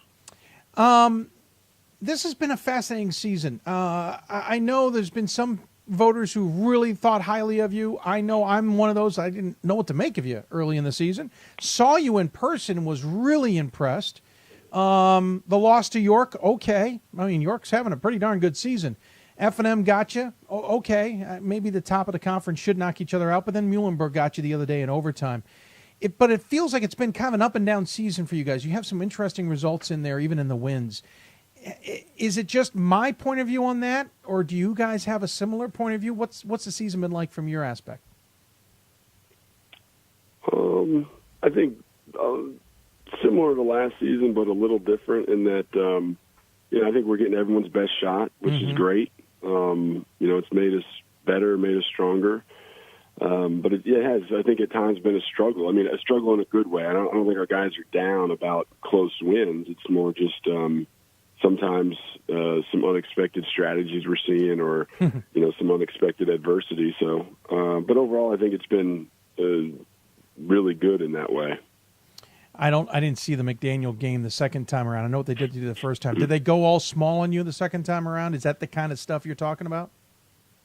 Yeah, I mean, really, McDaniel did something different, before that Dickinson, before that Halford, and people just kind of mixing it up. Sometimes different than what they normally do, sometimes different than the first time we played them. So, I think just a lot of adjusting on the fly, which is, I guess you could say it's fairly typical, but I think it's even been more pronounced, just as, people strategizing second time around when they play us.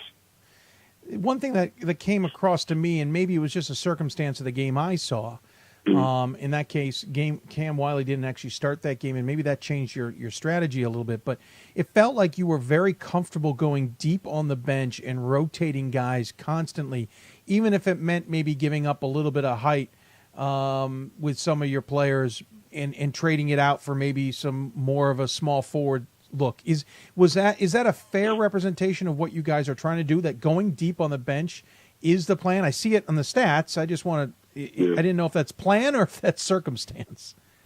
Definitely planned, and we historically have done that when we can. This year, playing 9 guys, not quite equally, but 9 guys all getting a fair amount.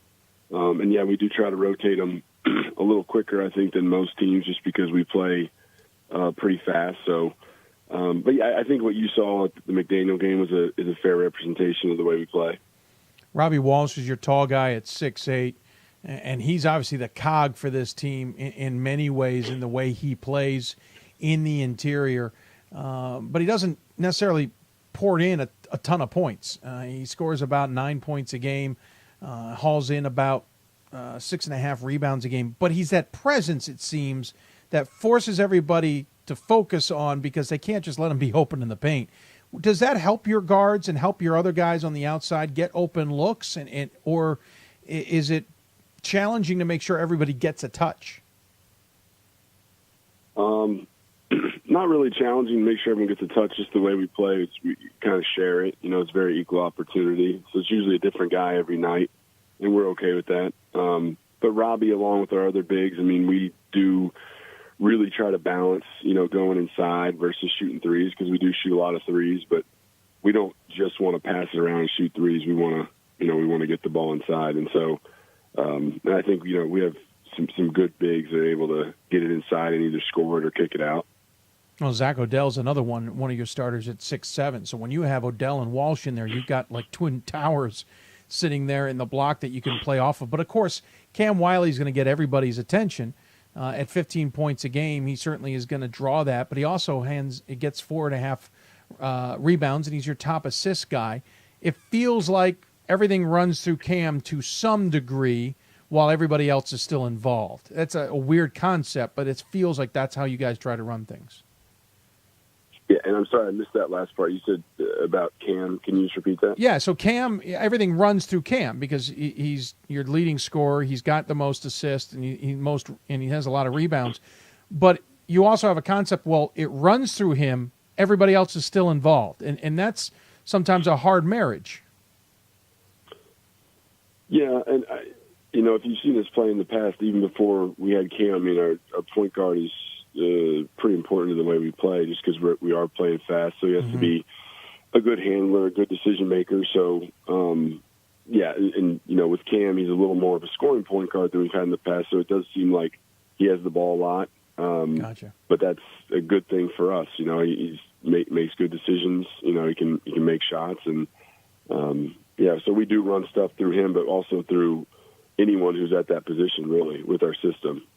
When you talk about running fast, where does that come from? Where's the antithesis of that offense originate?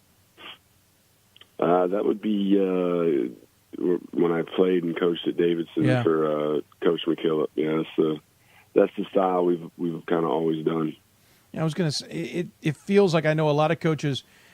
Most of them will obviously take what their teams do. I heard some coach the other day tell me he had a former player who's now a head coach in the region against him, and he says, they got to stop doing our stuff. They're doing it better than we do. I realize that's almost obvious, but sometimes I do know coaches who change things up. Do you ever tinker with it, or do you love it so much that that's the way you want to run it? I would say both. We definitely tweak it a bit, as we have to adjust. But generally, we would be defined, I think, as a system team. We do have a system that we run, and we've that hasn't changed since day one that I've been at sophomore. So it's Although, again, there's some tweaks along the way. But, yeah, generally we play the same way almost every game. Should point out not the system. And people might hear system and start thinking Grinnell and Loyola Marymount. No, you might run, but you don't run in the same way. No, it's different. Last season ended in the second round of the tournament against Christopher Newport at home. I realize that that was great. You guys got to the NCAA tournament and you had the opportunity, but I have a gut feeling that's driving this season now, that you need to improve on that now and prove this wasn't a one-year thing. Now that you say that does make a lot of sense. I haven't really thought about it that way. We think our team is similar to last year, but also different. And, this year is unique. We have different guys, some more freshmen, and, we're just, as much as it sounds like coach speak, we are trying to, just be ourselves in 2017-18. And I think our team's done a pretty good job of that so far. You got an interesting finish here. Hopkins, as I said earlier, is in the conversation now. They've kind of pushed themselves to the top, and with a win over Franklin and Marshall, have tied themselves for second, a game behind you guys. You have to play them at their place at Goldfarb coming up on Saturday. Then you've got Haverford on Wednesday, who's second to last in the conference, and then you'll finish at home against Franklin and Marshall. So 2 of the next 3 against teams basically in the top 3 with yourself. And then Haverford, who's not in the conversation. It feels like this could be a really tricky sequence of games. Focus too much on the big ones, and you might forget about Haverford. Yeah, we're not going to forget about Haverford because sure. we had to win in overtime at their place, a really tight game, and we actually got pretty fortunate to come out on top. But again, it's going to sound like coach speak, but we're going to take it a day at a time. We're preparing today, and we'll prepare tomorrow for Hopkins, and it'll be a great challenge to play down at their place. And they've got a great team, very tough team, and it's going to be really, quite frankly, a lot of fun to go down there and have a chance to play against a team like that. Yeah, I should follow up with my next question was going to be, I suspect it's one game at a time. Hopkins is obviously the next one on the docket. Last time you guys played, it was a 9-point game at home. How important is this to make sure this conference tournament comes through the Tarbell Pavilion? Again, I mean, we're not. I told our team before the game last night. I caught myself looking ahead a little bit this week, and that's something we talk about in our program. We don't want to do, and so we really are just like. We have a road test at Hopkins. It's going to be a challenge. We got to get ready. We got to do the things we know how to do and the things we've been doing the whole year. So, that's what we're going to do. We're not going to really, look down the road and get anxious about what's coming. We're just going to focus on the present and try to take care of it one day at a time. There's an influx of, for lack of a better description, the old guard is leaving the conference, and the younger coaches are more the ones taking over. Yourself, I'll put you in the young group. Josh Leffler now at Hopkins, and Muhlenberg with Hopkins, ironically last name, the head coach. And now Gettysburg's announced that Petrie's going to be retiring, which most likely means another young coach will take over. What do you sense? Is there a change of things in the conference, or are we going away from what we've gotten used to, and now we're going to see a new look to this conference to some degree? Yeah, one you did mention is Pat Doherty at Haverford. Right. He's done a good job as well. I think he's probably the same all over the country. We've had when I first got here, they said, it's always the same in our conference, and I think the last year or two, there's been a lot of turnover for the Centennial. But I think that's just kind of the timing of things. And, again, I'm sure you see that throughout the country. So, it'll be interesting to see a new coach at Gettysburg. And, we'll welcome him with open arms at the coaches' meeting and then never talk to him after that, basically. Yeah, I can see that happening. Yeah, I can totally see that happening. I know you're not looking ahead, but rankings came out. You're in the conversation, the regional rankings, obviously. and having a home game for the NCAA tournament, as you guys did have last year, is going to be an advantage and something that's special for the college and certainly important for the program. Without looking ahead, but at the same time understanding all of that, how do you prepare your team to understand that there's more on the line than just either the top team in the conference or making sure that you get past this opponent? Yeah.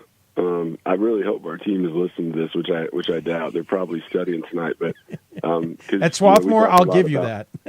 Yeah, well, we talk a lot about what people outside our locker room think we should do, or expectations, and we really don't concern ourselves with that. I mean, we have 17 people in our locker room, players and coaches, and we're just, again, I know it sounds boring, it sounds simple, but we're just trying to do it day by day. I mean, we're not really thinking of all the alternate scenarios, because if we are, we're really just wasting time, our own mental brain space, when we could be, getting ready for the task at hand and the challenge to come playing Hopkins on Saturday. So, again, I know I'm sounding like just like a coach speak again, but we really aren't thinking of all the different scenarios, because we need to.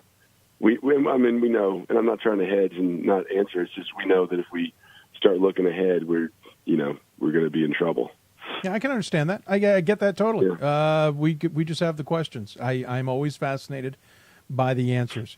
I do appreciate you taking the time. I think you've got a fascinating team, one that, as I said to Ryan on a few occasions, I can't seem to get my finger on. I can never really figure you guys out totally, but you always come up with results that impress or certainly interest me. So I always enjoy talking to you. I know I grabbed some of your time at McDaniel, and I appreciate that. As always, we give the coach the final word. Any final thoughts you want to share with those who may be tuning in?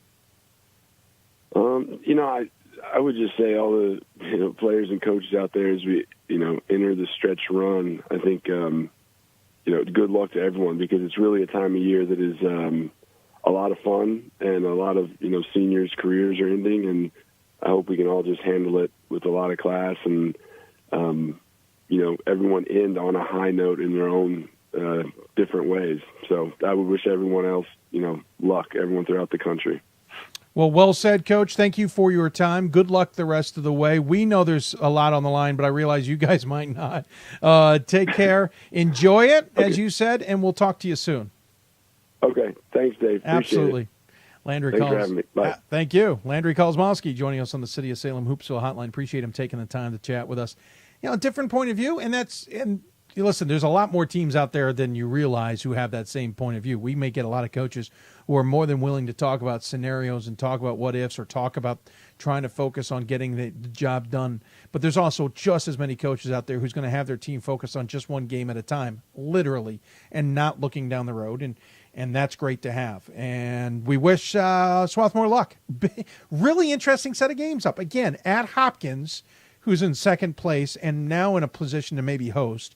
Then on the road against Haverford, who took them to overtime last time at Swarthmore. I'm sorry, they're at home against Haverford. It was at Swarthmore, the overtime game.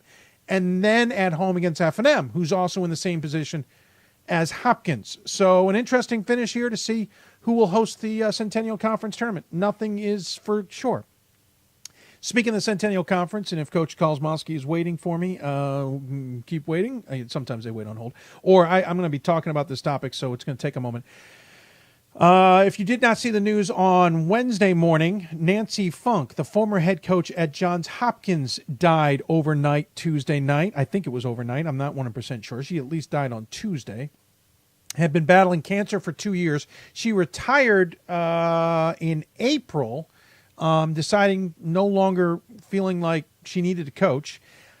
I never got the sense that cancer was part of that conversation or that decision process. I think I kind of remember her having cancer in the past, and it may have come back after she made the decision. I don't know all those details, but a loss nonetheless, and it was felt nationwide. Mark Edwards, Wash U's men's basketball coach, making a comment of how much he loved Nancy and misses her. Remember, Hopkins was part of the UAA at one point. And certainly those coaches got to know each other well just in the makeup of how that conference comes together. Talking to a sports information director up in north of us, talking about his time at Hopkins and how much Nancy meant to him. She just graduated recently, number 9 in the all Division III win count at 663. She was actually passed for 8th this year. Coached, I think it was 9 seasons at Messiah before going, Messiah, of course, her alma mater, before going to Johns Hopkins. Anyway, sudden passing of her. I know it's felt in the region. Her husband is an official in the region, so it's felt in that impact as well. Maybe not on a national scale for you, but Nancy was an advocate for women's basketball. She was at the forefront of it. She served as the SWA at Hopkins for a number of years. What was it? Served on the national committee for 3 years, served on RACs for 6 years. She gave back to the game as much as she got, and it's a tremendous loss. I mean, I think I was going to miss her anyway. One of my favorite people to run into. Going to miss her anyway because she wasn't coaching anymore. Now I'm going to miss her even more. Never going to see her again, which is sad. But the loss of Nancy Funk, dead at the age of 64, former Hopkins and Messiah coach. We're going to take a break. When we come back, we'll wrap up. Or we have Coach Tom Curl to talk about. We're not going to wrap up the show. We'll talk to Tom Curl and then wrap up the show. You've been listening to Hoopsville, presented by D3Hoops.com from the WBCA NABC Studios. More Hoopsville after this. College basketball lives in Kansas City at the College Basketball Experience at Sprint Center. The College Basketball Experience is the place to get your game on. It's not a museum, it's an experience you won't forget. Discover the history of the game in the National Collegiate Basketball Hall of Fame, featuring the Gallery of Honor, Mentor Circle, and Honor Theater. Suit up in the latest CBE logoed Nike gear at the CBE Hoop Shop. Elevate your game today and visit the house that college basketball built. For the love of the game. But for those of us who are Division III student athletes, it's more than that, a lot more. Sure, the game is important, but as we work so hard to build both mind and body, it's more about team. That is why NCAA Division III teamed up with Special Olympics. And in giving the gift of sport to those for whom it seemed an impossible dream, we are working to make this a better world. Help us keep that dream alive. You can make a difference. This is why we love sports. It's in the way they play, free from the pressures and all the money talk. Playing for simply the love of the game, where everyone has a shot at their definition of success on and off the field. This is what we love about sports, and what we can still love about college sports.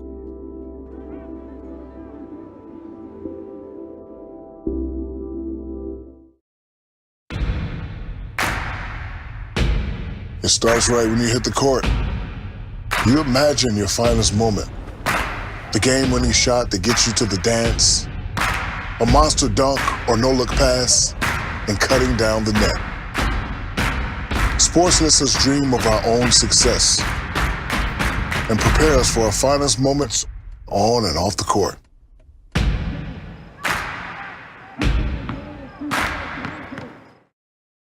We've got more schools than Division I, more fans than Division II, and more upsets than March Madness. There's 800 programs with over 11,000 games leading to 2 national championships. And we've been covering it all for over a decade. From Eastern to Occidental, from Puget Sound to Piedmont, from Southwestern to the University of New England, and from Hope to Calvin. Nobody covers Division III basketball like we do. We're at D3Hoops.com at www.D3Hoops.com. And welcome back to Hoopsville, everybody, on this Thursday evening. A little running late, so we'll get going here. Going to move up into the East region, talk SUNYAC basketball for the first time on the men's side all season long. Plattsburgh State started the season 3-4. Okay, I didn't think much of it at that point in time. Since then, they have won 14 straight and are a completely different team. It is interesting, to say the least, how a difference of one player can make. At the same time, is Plattsburgh just that darn good? I'm not sure. That's why we talked to the coaches. Earlier today, I got a chance to talk to Coach Tom Curl, the men's basketball coach from Plattsburgh, here on the show. Now joining us on the City of Salem Hoopsville Hotline, the head coach of Plattsburgh, it is Tom Curl. Coach, thanks for taking the time. Thank you for having me, Dave. Absolutely. Appreciate it. Listen, this is a tale of almost 1 month and the rest of the season. It's not even two halves of a season. You guys are at 17-4 after a 3-4 start to the year. You got to be thrilled with this 14-game winning streak. Well, we are, but to be honest with you, it was I don't know about a 14-game winning streak, but I knew that we would be much better second semester once we got Patron back into the lineup. I mean, he's averaging 22 points, almost 22 points, and 11 rebounds a game. You know, any team that takes that out of the lineup is not going to be as good. Yeah. And when you add it back in, you become better. Yeah. We'll certainly talk more about him and the rest of the squad in detail in a minute. But you also had, let's be honest, a pretty challenging opening start to the season. You had Keene State, who's been the NCAA darling for the last couple of years. Skidmore in there, who until of late seemed like a pretty solid squad. You even had Middlebury on the schedule, Brockport, who's been somewhat good this season as well. It's not like you had an easy stretch that you stumbled upon. You also were playing some really good teams. Yeah, we were playing some very good teams, and I don't think we were playing particularly well at that point either. But they were solid teams, and you know that's something we try to do every year. We try to develop a challenging schedule and in hopes it'll help us to prepare for our conference schedule, which is always obviously very competitive as well. So we've done that since I've been here, and tried to have a competitive schedule. Mm-hmm. No, absolutely. We see it all the time from you guys. Looking at the schedule, you basically played conference games since December 8th. The only non-con was a December 30th game against Clarkson. So, you know, it's that usual grind through the SUNYAC. Usually at this time of year, though, we start to see blemishes. We start to see other SUNYAC teams able to start knocking everybody else off because of that grind, because of the familiarity. You guys, though, have seemed to be in control. I haven't seen a quote-unquote close game in quite some time on your schedule. What's been the difference, and you mentioned player, but in keeping the whole team focused? Well, last year we did not make the playoffs. Right. And we went in January 0-8 last year. Mm-hmm. And so that's the time, you know, the weather's not always the best in Plattsburgh in January. There's no students here, and I just don't think we handled it well last year. So these same kids came back, these same players came back knowing that was a real glitch in their season last year, and it prevented them from making the playoffs. So we started out our season last year 2-7 in conference. Since then, we're 21-3. Yeah. So, you know, I'm real proud of the fact that they really made a commitment that, you know, 2-7, you can go either way at that point. Right. We made a commitment to the season that we wanted to get better and that we wanted to make a difference. And we ended our season last year 9-9 after a 2-7 start. Didn't make the playoffs, and so I think the kids really were very hungry this year and knew the pitfalls that can happen over break. They knew the pitfalls of having that one day where you don't perform at your optimal level. And so I think that it was, you know, experience that negative experience that translated to some positive experience this year. You also had some other challenges, interestingly enough. In December, you went 21 days between games. Your last game in December, on December 9th, was against Geneseo in conference play on the road. Then you were at home against Clarkson on December 30th. That's a long rest to try and get back up to speed. To be able to not stub your toe is pretty important as well. Right. Well, you know, I think if you look at scores from that first couple of weeks back, we were winning, but they were really pretty competitive games, very close games. And I think that we were still getting our feet under us and getting used to having a new player, even though he played last year, getting a new player back into the system and understanding what his role was going to be. I think that took some getting used to from all the players. And once that occurred, I think that's when we really started to play more effectively. Another interesting twist, you talk about that January in tough weather and all that in Plattsburgh. You were on the road for most of that break, 7 of 9 games on the road. I would imagine that in itself, while it can be maybe exhausting for players, is also an incredible bonding opportunity. Yeah, I'm glad we had that opportunity to play those road games while there's no students here. Yeah.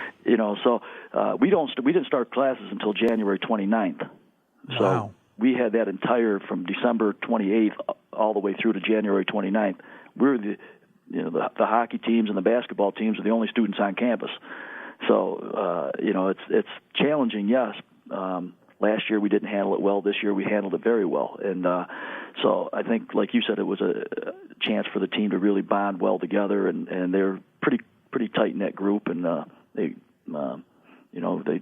really committed to the college now. And I would like to mention that first semester, 12 out of our 15 guys had above a 3.0 GPA. Mm-hmm. We had 5 guys on Dean's List. So that just tells you that they're really committed to representing the college in a really positive fashion. And I think that translates to wins as well, and that translates to commitment to the program and to the college in a positive light also. Yeah, hats off to them for that for sure. We talked about those 7 of 9. If we date it back to December 5th, you played 10 of 14 on the road, or if that's, I may have done that wrong too, but a lot of road games there. It's benefiting you. We'll talk about what you're into now, but a lot of road games, a lot of building of trust and bonding amongst each other. A lot of teams, again, that can wear them out, and you guys are just showing it's maybe the opposite.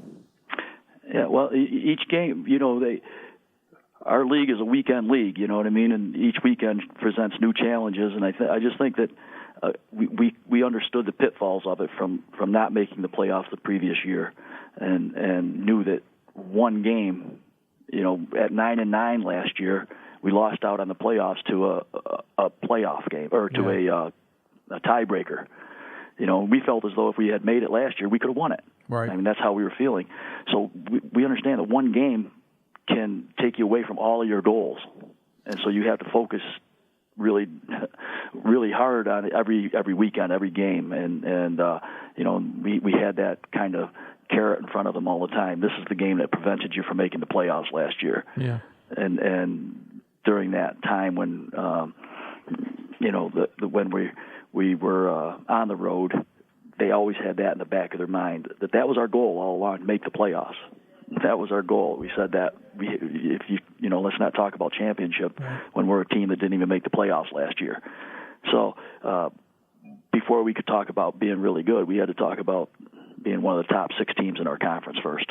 Sure. That it starts with the conference, as everyone knows. I'll correct myself, 10 of 13 were on the road.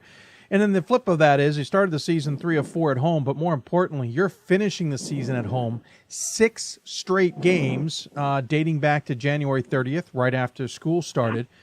You've won those 3. You got 3 more to go against Potsdam, Oiana, and New Paltz. Clearly, you had to win the road games to be in position to get the top ranking in the conference and host the tournament. But you also got to win them at home, and right now you've got a really nice home run here, especially, as you said, with students on campus. Right. That's really we're getting some support now from the community and from the students. I think that always helps. And I always say this is the time of year where basketball becomes really fun again. There's a grind, as everybody knows that plays college basketball. There's a grind.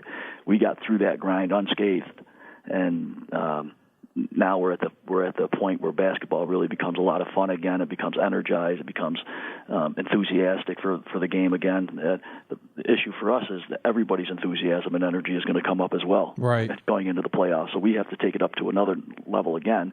And we're talking about a lot of those types of things now. That now that you are the number 1 seed in the conference, everybody's going to look to you to try to boost their resume to get into the playoffs. Yeah, with tiebreakers and so forth. So with 3 games left, so we've got the target on our back for sure. Yeah, you pretty much wrapped up number 1. You're up 3 games with 3 to play. Yes, Brockport's one of those behind you, and you've split with them. Cortland's out of the conversation, but for all intensive purposes, this has been wrapped up. No, it's officially wrapped up. Oh, is it officially? We've got all the tiebreakers. Okay, there you go. So now, obviously, you don't want to take your foot off the gas necessarily. You're number 2 in the regional rankings, and we know enough will change between now and next week that we don't know where your status will be, but you don't want to lose that foothold either. You're probably going to have a couple of home games in the conference tournament. How do you refocus the guys as saying, okay, we've wrapped up the number 1 ranking, or the seed in the conference, but We still have X, Y, and Z to now focus on. Don't lose your focus. Right. Well, Marv Levy, when he was coaching the Bills, said the best way to motivate players is to get motivated players. And I believe our players are motivated. I believe that they really believe in themselves and each other. I think that they fully understand their role with the team. I believe that our team is motivated. Our practices are competitive still. We're still trying to get better every day, and so I believe that the team will stay playing at a high level. You talk about, at least I hope so. Yeah, exactly. That's the plan, right? Right. Talking about the squad, you mentioned Jonathan Patron, 21.7 points a game in the 13 that he's played so far, 10.5 rebounds on top of that. You also have Eli Bryant and Eric Mack, who are making important statistical contributions. 16.5 points for Bryant, along with 2.5 assists a game. And then you got Mack at 11.5 points a game. Your team's leading block at about 2 blocks a game, 5.5 rebounds on top of that. And we still haven't mentioned Chris Middleton at 9 points a game and 6 rebounds, 9 points a game for Nick DeAngelis. Brandon Johnson's got 8.5 points a game. There's a lot of guys who are contributing, and we should point out Middleton and Johnson at 2+ assists a game. A lot of guys contributing outside of Patron, but clearly that's your difference maker. Well, anytime, like I said, you mention the guys that are scoring and rebounding and those types of things, but I'll tell you the two glue guys to all of this have been Ian Howard and Zach Coleman. Yeah. Just on the defensive end, we've held, I think, nine of our last 10, maybe 10 of our last 11 opponents, at least in one of the two halves, under 30 points. And Zach Coleman and Ian Howard are crucial to that. Ian Howard's probably the best offensive rebounder I've ever coached at 6'2", and Zach is a 6'2" point guard that has taken on the assignment of guarding the best perimeter players from the other team. So, obviously the other guys are scoring. You talk about Bryant and Mack are the second and third leading scorers on the team. They're doing that coming off the bench. So, you get explosive players like that accept a role of coming off the bench. They're both seniors that are coming off the bench. That goes toward that bonding experience and that sacrifice that every team has to have people making. And certainly, I really think that starts with Zach Coleman and Ian Howard, that all they do is make plays for the team to win, to give the scorers another chance to score, to make sure that we're playing great defense. So it really has been, we talk about leadership a lot, but Zach Coleman and Ian Howard really have been great leaders of what it takes to win for guys that can put up numbers. Well, another thing that's interesting, too, is you're not afraid to go deep in the bench. So these guys all know they've got some type of role that they're going to have to play. You've gone 12 deep in a majority of your games this season, and you still have 4 other guys who've played in 9 or 10 games this season. You will use your bench, and that keeps everybody involved. Right, and it's I think hopefully down the stretch too that our nobody's playing 30 minutes a game. Our leading minutes per game players in the conference is 27 minutes a game. So Eric Mack is at 12 points in conference only is averaging 6 rebounds, 12 points a game in 19 minutes a game. I believe it's keeping them fresh. Hopefully it's keeping us fresh and as we make our stretch run here as well. In this 14-game winning streak, you've only had a handful of games that have been single digits. Most of these have been double-digit victories, which sometimes can mean a team can, back to that focus thing, can kind of take their foot off the pedal in the end of a game. How do you keep the guys understanding that there's still work to play? Or is your bench so good that when you bring them in, they're just keeping up the same tempo? I think that when we go to our bench, we actually become more explosive offensively. They're able to accomplish that. They feel real comfortable in their role that they can go out and score. Eric Mack is he's just a phenomenal athlete, just in terms of his ability to. He's an anomaly for Division III. I mean, he blocks shots. His first 5 games, they were calling goaltends on him, and because the refs weren't used to seeing a 6'3" guy block shots above the square. Yeah, I wouldn't either. And so they were calling goaltends on him. I think the word finally got around. If you go to Plattsburgh, this kid's going to block 2 shots that are going to be unheard of type block shot blocks, and they're not goaltends. So when he comes in, he can score, but he also, he protects the rim and does some things on the defensive end that really are pretty spectacular, to be honest with you. And so I think it's really about them feeling comfortable with their role. But we at the end of the game, the one game I got mad at some players, we were ahead by a lot, and the guys that are freshmen that get in at the end weren't executing offense. I said, this isn't scrub time. This is time to get better. And so I think that they really have bought into a lot of those types of things, and we've played well to this point. So when you talk about the community and the college is starting to kind of show up, as it were, they know what things are happening and showing up to support you guys. You're starting to get some top 25 attention. You're not in the rankings yet, but you're knocking on the door. You're second in the regional rankings. All of those are things that people will start to notice, and even your own team starts to notice. I guess I'm hammering the focus thing here, but what's the message to your team now moving forward with 3 games to play in conference, all at home, and most likely another handful of games at home, trying to get yourself into March? Well, we said earlier that our goal was to make the playoffs. Yep. And so now our motto kind of has become goal accomplished, mission begins. And I'd like to think that now once you make the playoffs, and now you're hosting the playoffs, the semifinals and finals, you can stay on a mission. And the mission now is to win the conference championship. So you kind of just change the focus a little bit as you go along in the season. We accomplished our original goal, and now we can really get on the mission of talking about conference championships and playoffs and things along those lines. Well, it's certainly a fascinating season for you guys, and certainly have me kind of looking in the corner of my eye going, what did I miss over here? Quickly about the SUNYAC, anybody scare you? Everybody in the SUNYAC scares. Fair. Yeah, everybody. I mean, it's a league that any team can beat any other team. There's no question about that. And so get to the playoffs, and like I said, everybody's going to be energized again. Everybody's going to come in with some real enthusiasm for the game, and I think that we're trying to get everybody's best shot, but playoffs is a completely different animal, as you well know. Yeah. And now they're going to come in with kind of a nothing to lose attitude in our gym, and so we've got to pick up our paces as well. Well, Coach, appreciate you taking the time to chat about this. I know you got a busy schedule, so we'll let you go, but good luck the rest of the way. We're certainly watching the Cardinals and fascinating East region as well. As always, we give the coach the final word. Any final thoughts you want to share with those who may be tuning in? Well, I appreciate the fact that we're getting some attention nationally, but to be honest with you, we're going to stay just in the conference. We're going to worry about our conference and trying to take care of our business in that regard. And if we can do that, then the mission will be accomplished. Then the dream can begin. So we'll take care of it one step at a time, and hopefully we're on a path toward doing that. Well, I appreciate the time. Congratulations on the season so far. We'll look forward to seeing how it all plays out. Okay, thank you very much, Dave. No problem. Tom Curl joining us from Plattsburgh here on the City of Salem Hoopsville Hotline. And thanks again to Coach for joining us on the show. They've got Potsdam, Oneonta, and SUNY New Paltz coming up.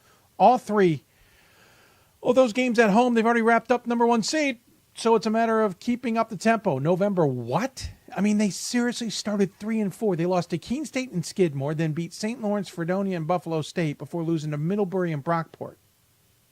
That's in the past. 14 straight wins. There is no reason Plattsburgh can't be on a 19 or 20 game win streak when they get to the NCAA tournament. They may be a more dangerous team than I realize. I'm not voting for them right now, and right now I'm wondering why I picked up on some of this stuff late. Jonathan Petrone is certainly a factor. We'll see. The SUNYAC's a little bit down. I will say that this season. I'm not blown away by the SUNYAC. Brockport's there at 15-6 and 10-4, along with Cortland. Geneseo's 12-9, 9-5. Oneonta's 11-10. Oswego's 10-11. Potsdam's 10-12. The conference as a whole isn't that competitive this season, but Plattsburgh appears be playing some pretty darn good basketball. We are keeping an eye on some games going on today. I want to refresh my screen here. Some games due to weather got postponed. For example, Keene State taking on Eastern Connecticut tonight in men's basketball action. Having an eye on that one. York right now is having a battle with Harrisburg. That's at Penn State Harrisburg. It's 44-41, 15 minutes left to go in the second. Keene State and Eastern Connecticut. Eastern Connecticut's got a 6-point lead, about the same amount of time left in the second. They've got a 49-43 lead on Keene State. That one's a fascinating one to watch. 10 seconds left to go in the game, and Coast Guard leads MIT. Remember, MIT, best I can tell, not playing with Jomard. I believe I'm saying his name correctly. I never get it right. And I think it's been a major factor for him. We will actually dip into this one here and see what we can follow. Oh, there's a timeout, so we'll wait. Basically, MIT, with this injury, is dealing with some problems, for lack of a better description. And I'm not sure what to make of it. It concerns me that MIT may end up having their season essentially kind of fall apart a little bit here because of that injury. He's that significant to the team, and it's a little surprising to say the least. Hold on a second. I'm just trying to set this up. They're still in overtime here. Or not in overtime, I apologize. Coming out of a timeout, so we're not missing anything here as of yet. So bear with me as we get this set up for you. But let's tune in here. There may be some audio. I'm not positive. Coast Guard's inbounding. MIT down 1 with seconds left to go.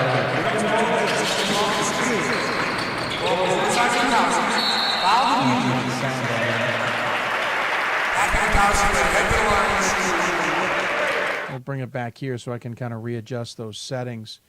So surprisingly, well, there is a broadcaster. We just didn't hear him, believe it or not. So Coast Guard's going to go shoot with looks like a handful of seconds left. We're just going to keep an eye on this one, then we'll kind of wrap things up. Again, this would be another loss for MIT, who's reeling a little bit without Jamard. They lost to Babson in overtime, barely got past Wheaton in overtime. They're threatening to see overtime again here. They now lead by 2 with free throws to come, so we'll dip in here. We lowered the audio a little bit there to help us. You can barely hear the broadcaster if he's there. So a 3-point lead here. MIT's going to have to hit a shot. They're going to call timeout. Of course, they're going to call timeout. We don't know their timeout situation, so we'll bring it back here temporarily and wait it out. But again, this is an MIT squad that with Springfield, Clark, and WPI yet to play. This is a start of a 3-game stretch. And we're going to double check the live stats. Jomard out. This is a tough spot for them. The season could kind of evaporate on them. I don't know how badly injured Jomard is, but he's been a pretty integral key for this team. And the ankle injury required a stretcher to bring him off, and it's one of those things that worries you. It's the worst timed injury, and you can't listen. You know, we just talked to Plattsburgh about having Patron out the first set of games. Jomard averages a team high 16.6 points a game, hauls in 5.5, 6 rebounds a game, hands out 6 assists a game. That's how integral he is for this squad. As we'll see them now inbound the ball coming out of the timeout. So his missing is throwing the Engineers' season kind of in flux.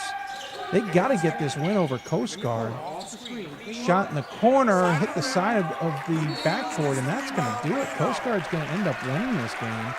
It looks like they may have called a foul down court. Maybe there was more than 10 seconds left, Jones. So Coast Guard's probably going to wrap this one up. But they had already lost to Springfield earlier. That had ended a long winning streak. They won 3 in a row against Babson in overtime, ironically. Clark and Emerson. Then Babson got them back in overtime, and that was the game that Jomard got hurt. Then they barely got past Wheaton in overtime. Now they've got this game with Coast Guard, and they've got Springfield, Clark, and WPI ahead of them. And Springfield's tied with them in the lead now for the conference. Actually, they're a half game back of Babson, and actually they threw the ball away and the game is over. So, as you can see. So, MIT loses. That's their second loss in 3 games. And they've still got Springfield, Clark, and WPI ahead. They are now a game back of Springfield and Babson, a game up of WPI, and things have totally changed in the NEWMAC. Just like that. Checking in to see if any of you got any questions. I don't see them as of yet. We'll just quickly go through some more scores and double check some things. On the men's side of things, Susquehanna defeated Catholic. The Landmark Conference is just, crazy. But I think it's either Catholic or Scranton's going to miss the conference tournament. Catholic now a game back of Scranton. The two of them play each other on Saturday. Catholic is 12-10. Scranton's 11-11. This is just a weird Landmark Conference this season. Checking out the scores, Utica beat Hartwick. Hartwick's had an interesting season this year. Probably not what they expected at 8-14. And some other scores that jump out at me, nothing. Let's check the women's really quickly. Scranton got past Drew in Landmark play. Some of these games were supposed to have played on Wednesday, 165-52, but the weather pushed that. Gettysburg defeated Muhlenberg. I believe, if I'm not mistaken, that's Gettysburg now with a sweep of Muhlenberg. Yep, they have now beaten Muhlenberg twice. The standings in the Centennial Women's Race, Gettysburg now 16-1 with a game-and-a-half lead on Muhlenberg and Haverford, with Hopkins at 12-5, and then McDaniel, who was down 4 at halftime to F&M, now leads 9-8, and Ursinus 9-9. So Gettysburg putting their foot down now, 20-2. I don't remember them being all that well regionally ranked on the women's side. I'm going to double check my notes. Yeah, we're 8th. Now they were 18-2 in the regional rankings, but still, Gettysburg's put their foot down on the conference now and may host this thing, with Muhlenberg struggling twice against Gettysburg, and Haverford, who's now 19-4, lost to Gettysburg recently. So Gettysburg in control of the Centennial Conference. We were trying to check out Messiah and Widener in women's basketball action, but ironically enough, that game is not showing up where I wanted to look for it for live stats, so we'll check the website. Whoops, I grabbed the wrong one. Let's check it out here. Check the women's side. So Messiah got past Widener 67-51, so no upset there.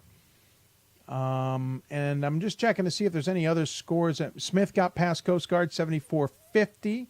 So that's good for Smith, who's right in the middle of the Northeast regional rankings. And let's see, trying to find if there's any other scores that might jump out at us that catch our attention on the women's side of things. East Texas Baptist got past Belhaven 73-59. Juniata got past Elizabethtown 64-59. Juniata and the Landmark women's race is kind of crazy itself. Haverford, we mentioned earlier, actually got past Hopkins 65-47. Of course, Hopkins, their first game since the news that Nancy Funk died, and on the road against Haverford. I'm wondering how much Hopkins may have been a little bit on the emotional side of things there. Certainly understandable. By the way, MIT beat Mount Holyoke 75-15 tonight. McDaniel ended up being F&M in women's basketball 59-43 in a game that McDaniel was trailing by 24-20 at halftime. So nothing shocking there. Back to the Landmark women's standings. Scranton at 10-1, Juniata at 8-3. Then it's Catholic and Elizabethtown tied at 6-5, and Moravian and Susquehanna at 5-6. E-Town may eke this in, but Moravian's going to have to go on a run here to maybe take it away from them. Though Moravian's got Goucher coming up on Saturday, and then they've got Catholic on Wednesday, and then on the road to Susquehanna. So Moravian's got a little bit of an interesting test ahead. So an interesting set of results out there tonight. We're going to double check, go back to the men's scores, just make sure we didn't miss anything. Not sure. There's a lot we could make of a lot of things. And we'll get new regional rankings next week. That's the most important thing. Eastern Connecticut now and Keene State, a 2-point game with 12 minutes left, and York leads Penn State Harrisburg by a point with 13 minutes left. New regional rankings will come out next week. Of course, they will feature results versus regionally ranked opponents, which is a bigger indicator for us. It's a lot of data that will be helpful, to say the least. Someone asked me in the YouTube chat room about if I watched Whitman Whitworth, as we mentioned at the beginning of the show. We did. The key there, he said, hey, Whitman's beatable. I've said Whitman's beatable since the beginning of the season. Well, not the beginning of the season, but I've certainly said that I thought Whitman was beatable. I'm surprised Whitman has gotten this far without a loss. Now, they have had to come back. The Ohio Wesleyan game maybe to some doesn't look as stellar as it did in the past. In my opinion, nothing changes about that. Ohio Wesleyan has changed dramatically. But Whitman's beatable, and Whitworth could do it again in the conference tournament, though it's going to be at Walla Walla.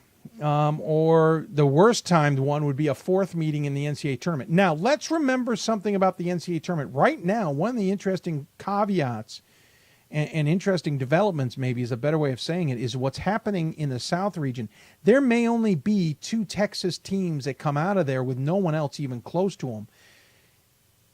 They're going to have to ship teams around. You're going to have a SCIAC team come out. You're going to probably have 2 Texas teams come out. You're most likely going to have 2 Northwest Conference teams come out. There's scenarios here that they could split Whitworth and Whitman. Now, it is way too early to get into this. But just looking at how things can come together, if they got to ship out the 2 Texas schools and they have to ship the SCIAC team somewhere, well, then there may be no point in Whitworth and Whitman staying in the same pod. You're not going to send both Texas schools there. You could send one and could send the SCIAC and send the other Texas school somewhere else. The question becomes, will the NCAA allow them to send Whitman or Whitworth somewhere else and send maybe the 2 Texas schools or maybe there's another team out there that's floating somewhere. And so let's see where this develops. There could be a way if the NCAA allows maybe one extra flight. And we've seen some signs in the last year or two that maybe an extra flight could take place. And so maybe we can find a way to split these guys up. I don't want to promise it. It's interesting to follow and see what gets forced, what gets done. And on that note, we're going to wrap this baby up. I want to thank everybody for tuning in tonight and enjoying the show. I hope you enjoyed it with us. Lots to talk about, certainly, in Division III basketball. We'll be back on the air Sunday at 7 o'clock Eastern Time. A reminder, next Thursday will be a podcast version, non-live, due to other requirements on my part. So look out for that. It will not be a video-based. It'll be audio-based only, and we'll release it at the latest 7 o'clock, but sometime that day it will be released. And then we'll be back in our swing of things on Sunday. Reminder, next regional rankings come out next Wednesday, so we have a little bit of time. We still have a top 25 to come out here on Monday 1st. And please remember, everybody out there, the top 25 has nothing to do with regional rankings, okay? I know a lot of people think it does. It does not. And just as regional rankings don't necessarily have anything to do with those top 25 or how voters vote in the top 25, just because one team's higher than the other in either one of them doesn't mean it should be in the other as well. Let's keep that in mind. I want to thank Ryan Gould from Trine, Michelle Ferentz from Whitman, Charlie Just from Spalding, Landry Kozmalski from Swarthmore, and Tom Curl from Plattsburgh, and of course their sports information directors and departments for their help as well. You've been watching Hoopsville, presented by D3Hoops.com from the WBCA NABC Studios. I want to thank our partners at D3Hoops.com, the Women's Basketball Coaches Association, National Association of Basketball Coaches, and the City of Salem for their part in our show. And thank you for tuning in as well. We'll be back on the air Sunday night, 7 o'clock Eastern Time, as we said. And, of course, if you want to reproduce any of this broadcast, you got to check in with me. Thanks for tuning in, everybody. I appreciate your fandom. And we will be back on the air Sunday with plenty to talk about. Good night, everybody.